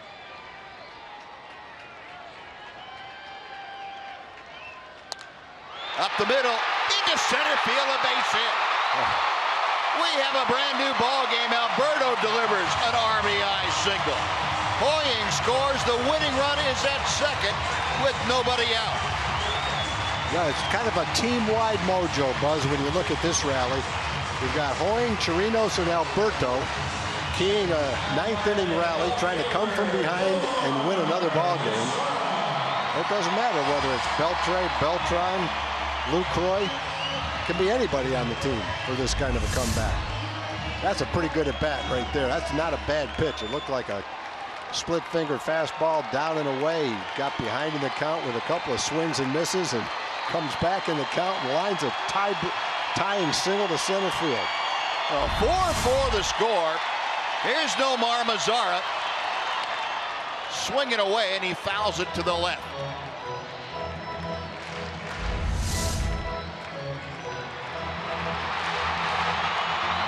Ezra Alberto, usually the cheerleader over there. That's what we see. That's exactly and he turned right. a bunch of his teammates into cheerleaders. Yeah, it's only fitting that they cheer for him. Look at Elvis back there. 0-1 to Mazara, who is 0 for 3 with a walk. One ball and one strike.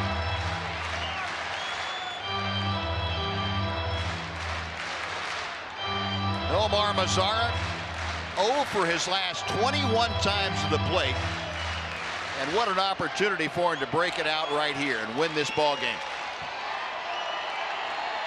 Chirinos, the winning run at second, nobody out. Fouled away, it's 1-2.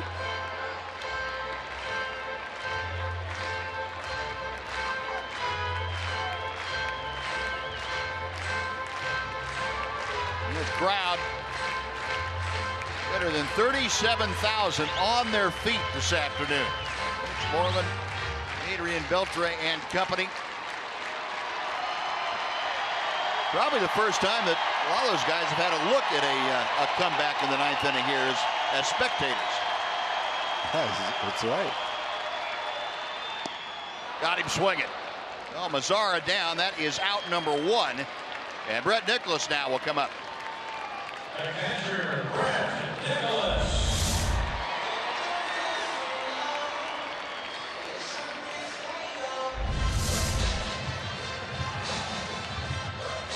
Nicholas 1 for 2 this afternoon.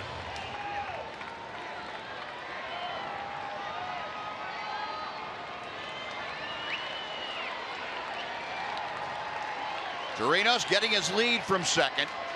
He is trailed by Hanser Alberto at first. Ball 1.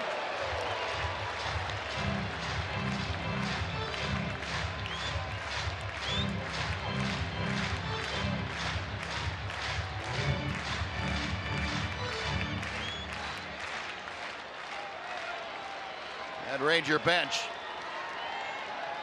they are pumped up. It may be the last game of the season. They would love to get a W in a manner that they become so accustomed. Sky to left center field. Matuk will make the catch. That's out number 2. No, it'll be up to Joey Gallo. Third baseman, Joey Gallo. Gallo drew a walk in his only at bat this afternoon.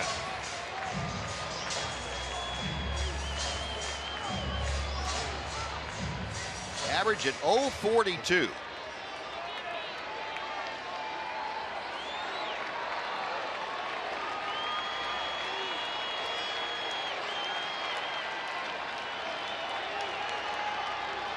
Infield in an overshift. 3 players on the right side of the diamond. Gallo takes strike 1.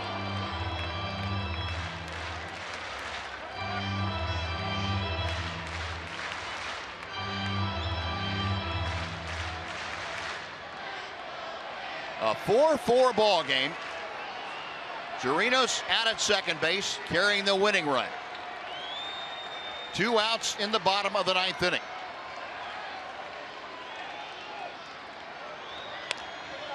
Fouled away. 0-2.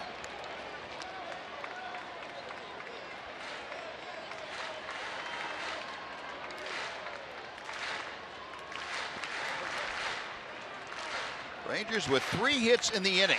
First 3 hitters singled to tie the ball game. Mazara struck out. Nicholas flied out. And now Joey Gallo trying to win it for the Rangers. Way inside. 1-2 the count.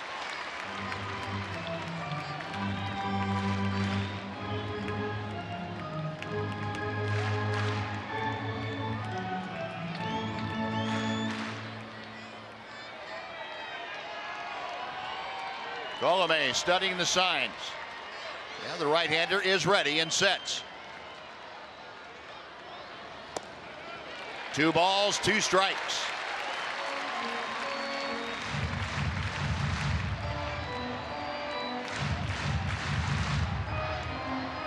"21 pitches for the Rays closer in this frame.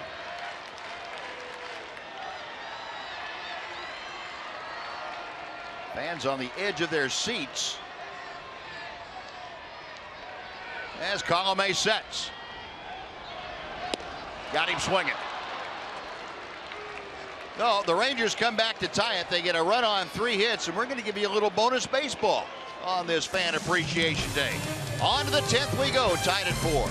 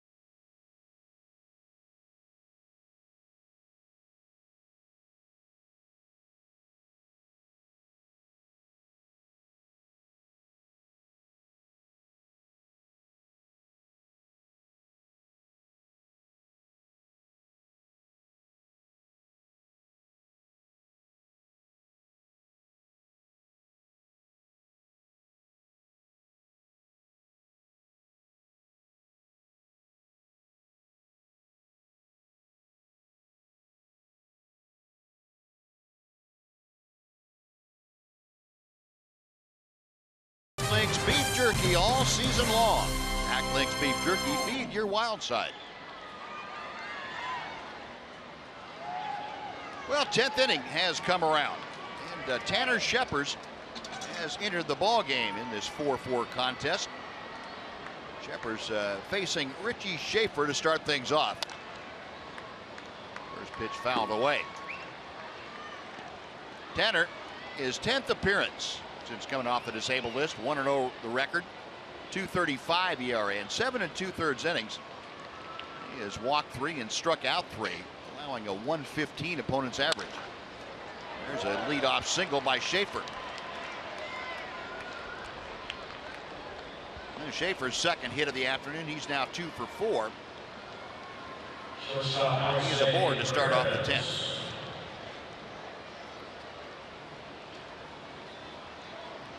And that'll bring up Alexei Ramirez. Well, hits now even at 11 for each team.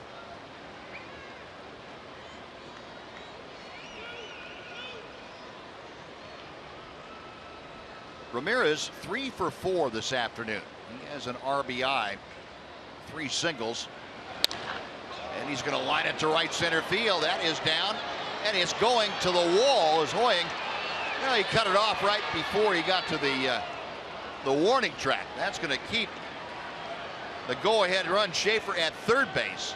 Into second, Alexei Ramirez, his 4th hit of the afternoon. A 2-bagger.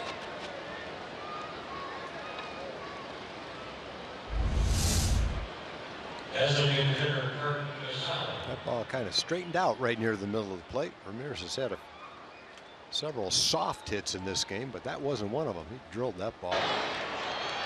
Good job by Jared to cut that ball off. Otherwise, the man would have scored. Yeah.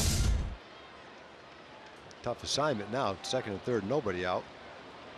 And the Rangers have to pull the infield all the way in. Kurt Casale, the DH, takes ball 1.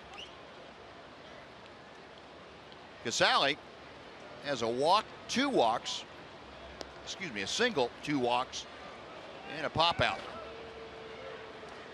And Doug Brocail is going to make a trip out to the mound to talk to Sheppers and Brett Nicholas.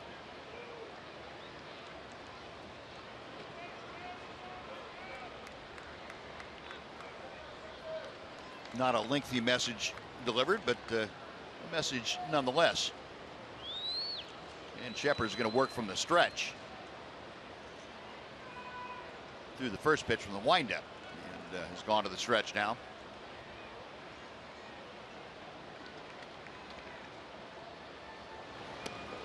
Next pitch over his head. That's going to the backstop, and the run will score.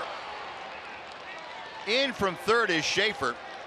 On to third goes Ramirez. The Rays have taken a 5-4 lead on a wild pitch from Tanner Sheppers.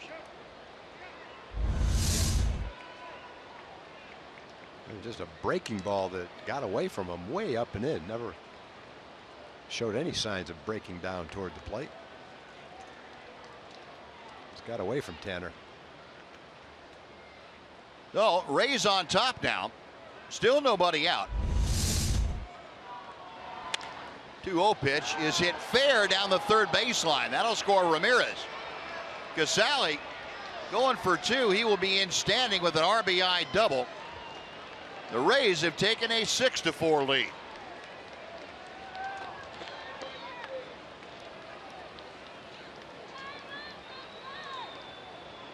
Kurt Casale with his 2nd RBI of the afternoon.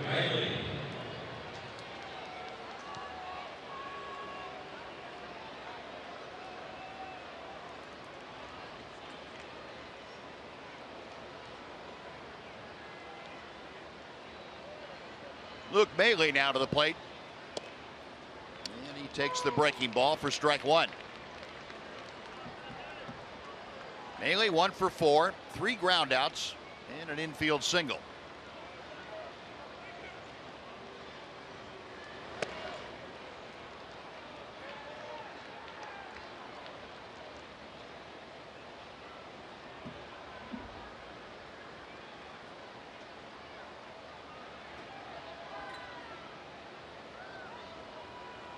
Sheppers ready, the 1-1 pitch.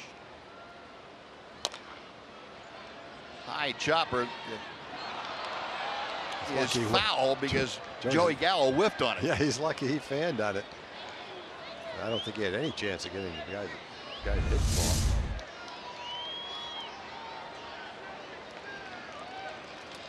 Oh, he lifted his glove Yeah, up. he did. Yep, good move. I didn't see that. I thought he was trying to catch it. I did too.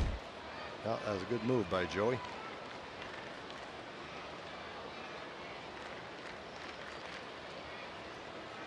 No, 1-2 to Maile.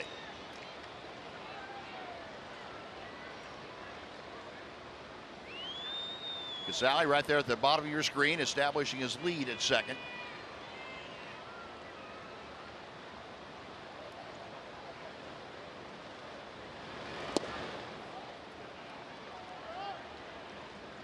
No swing, and that evens the count now at 2-2.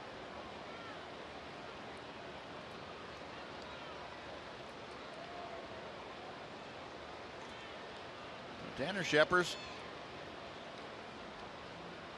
trying to get the first out here in the 10th inning. And he does on the strikeout.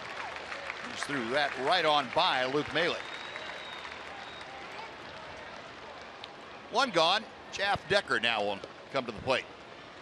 Right fielder Jeff Decker.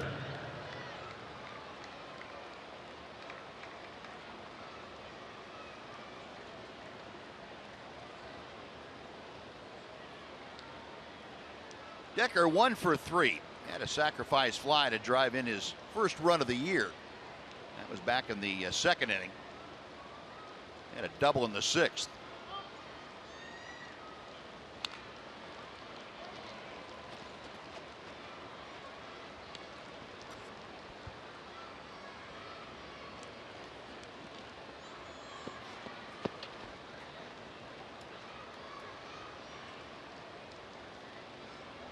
Decker, as you can see, a 157 mark as he digs back in.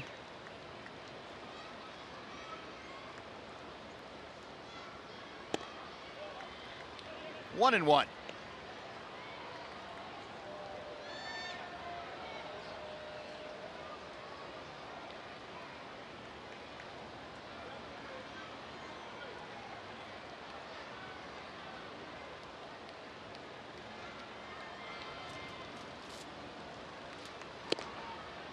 Two balls and a strike.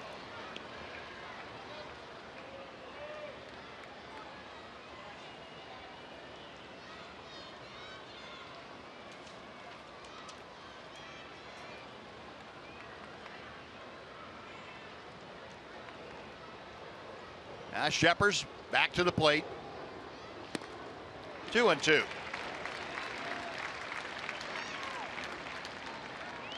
Tanner threw one inning yesterday. Had no problem, just an 8-pitch affair, and came out here this afternoon and gave up a single to the leadoff hitter, then back-to-back doubles. Wild pitch, scored a run in there, and also the second double plated a run.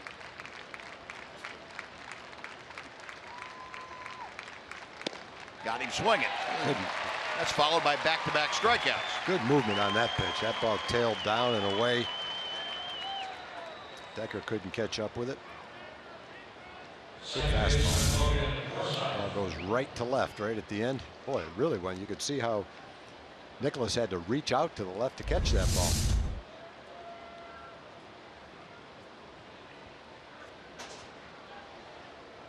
Now Logan Forsythe now will bat for his 6th time today. He is 2 for 5, a single and a double.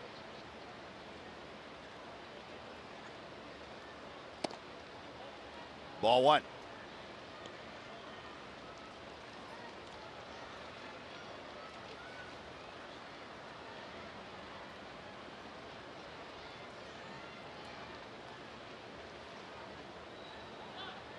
Sheppers okays the sign. He'll check second. 2-0.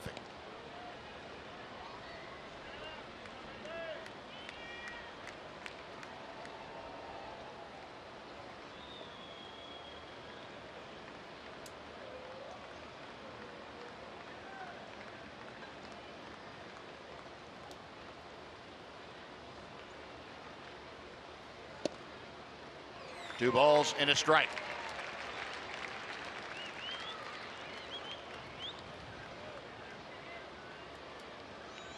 This is only the second outing in the 10 outings that Sheppers has had that he's been scored upon.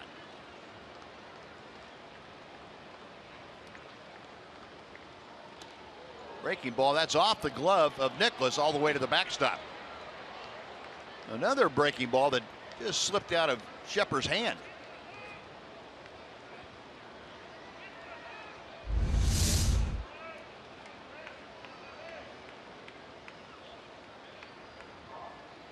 Like Brett Nicholas thought it was going to break more than it did, and it popped out of his glove.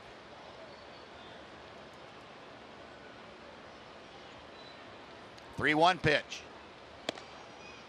That'll fill the count.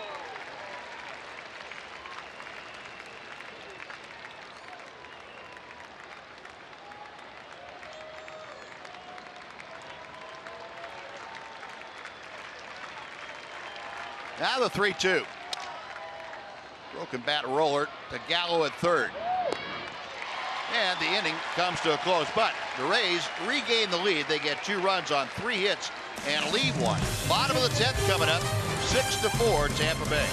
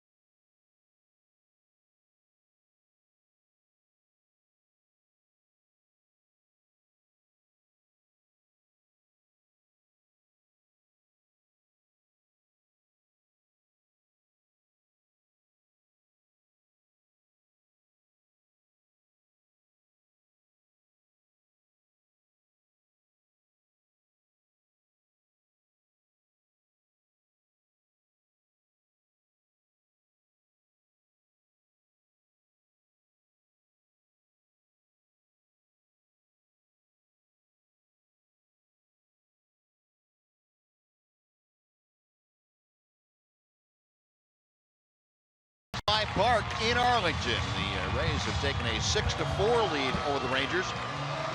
Rangers coming to bat against a new pitcher. Erasmo Ramirez has come out of the bullpen to take over for Tampa Bay.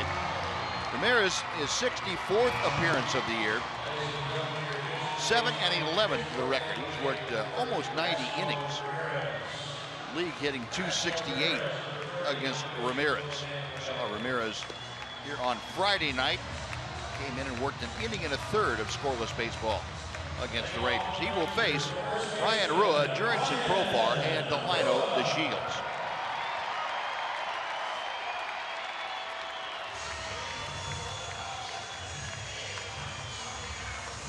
Ryan Rua has been on base all 4 times that he's come to the plate today. 2 singles and 2 walks. He has driven in a run.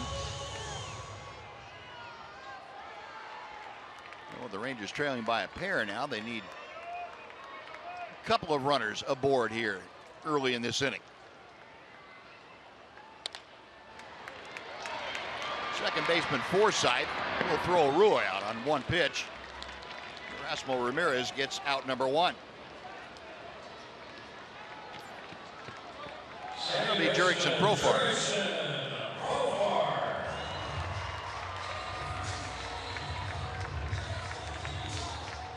Profar 0 for 2 with a pair of walks today. He got an RBI on a bases loaded walk in the 8th inning.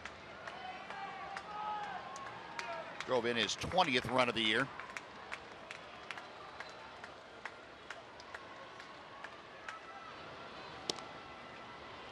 Nothing in 1.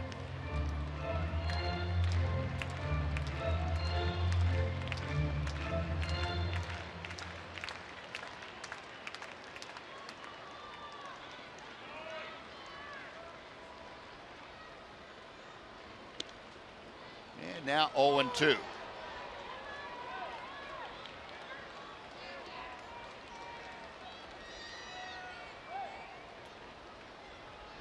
Profar, the switch hitter, up there from the left side against the right-hander Ramirez. Pop foul, that's back behind the plate and into the seats.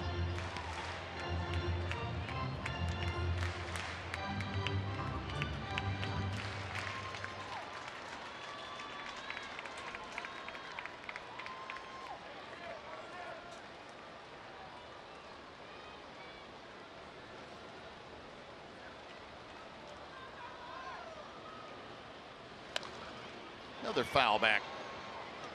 And a nice catch in the stands. Gentleman sitting all by himself, reached up and grabbed it. Didn't jump up and down. Got a little smile on his face. Bring back good memories of the good old days when he was making those plays all summer long.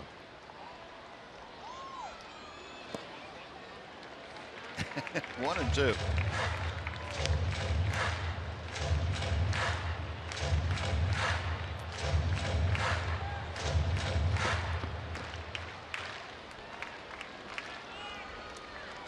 Jurickson back in.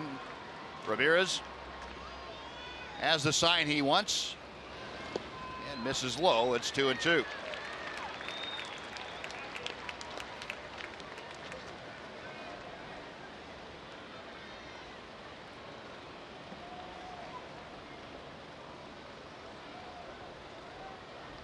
Profar with that average now down to 240 as he faces Ramirez.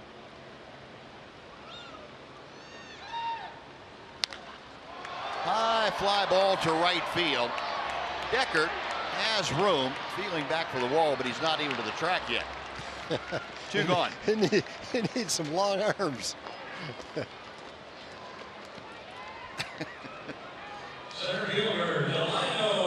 you got to remember, these guys coming from the Tropicana field where you don't have any different feel for the field or the warning track. He's definitely safe.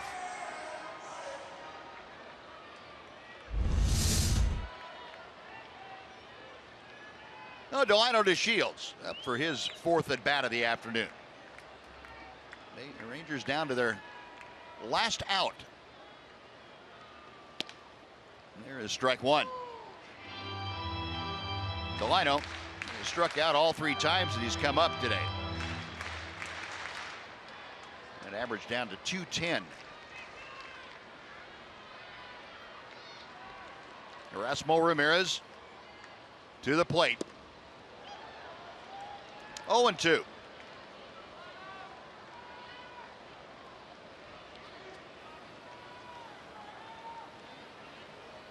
Jeff Bannister and Doug Brocail. They can smile because they know they're going to be back at work on Thursday in the playoffs.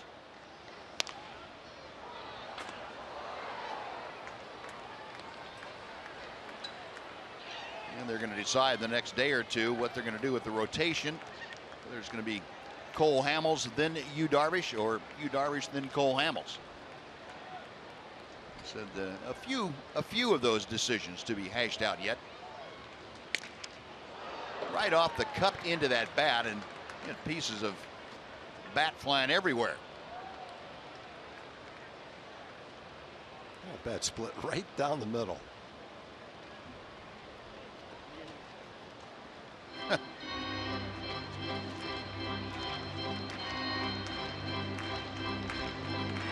I'm going to try a different colored bat. Maybe that won't break as easily. A couple of those little finishing nails, that'll be just as good as new.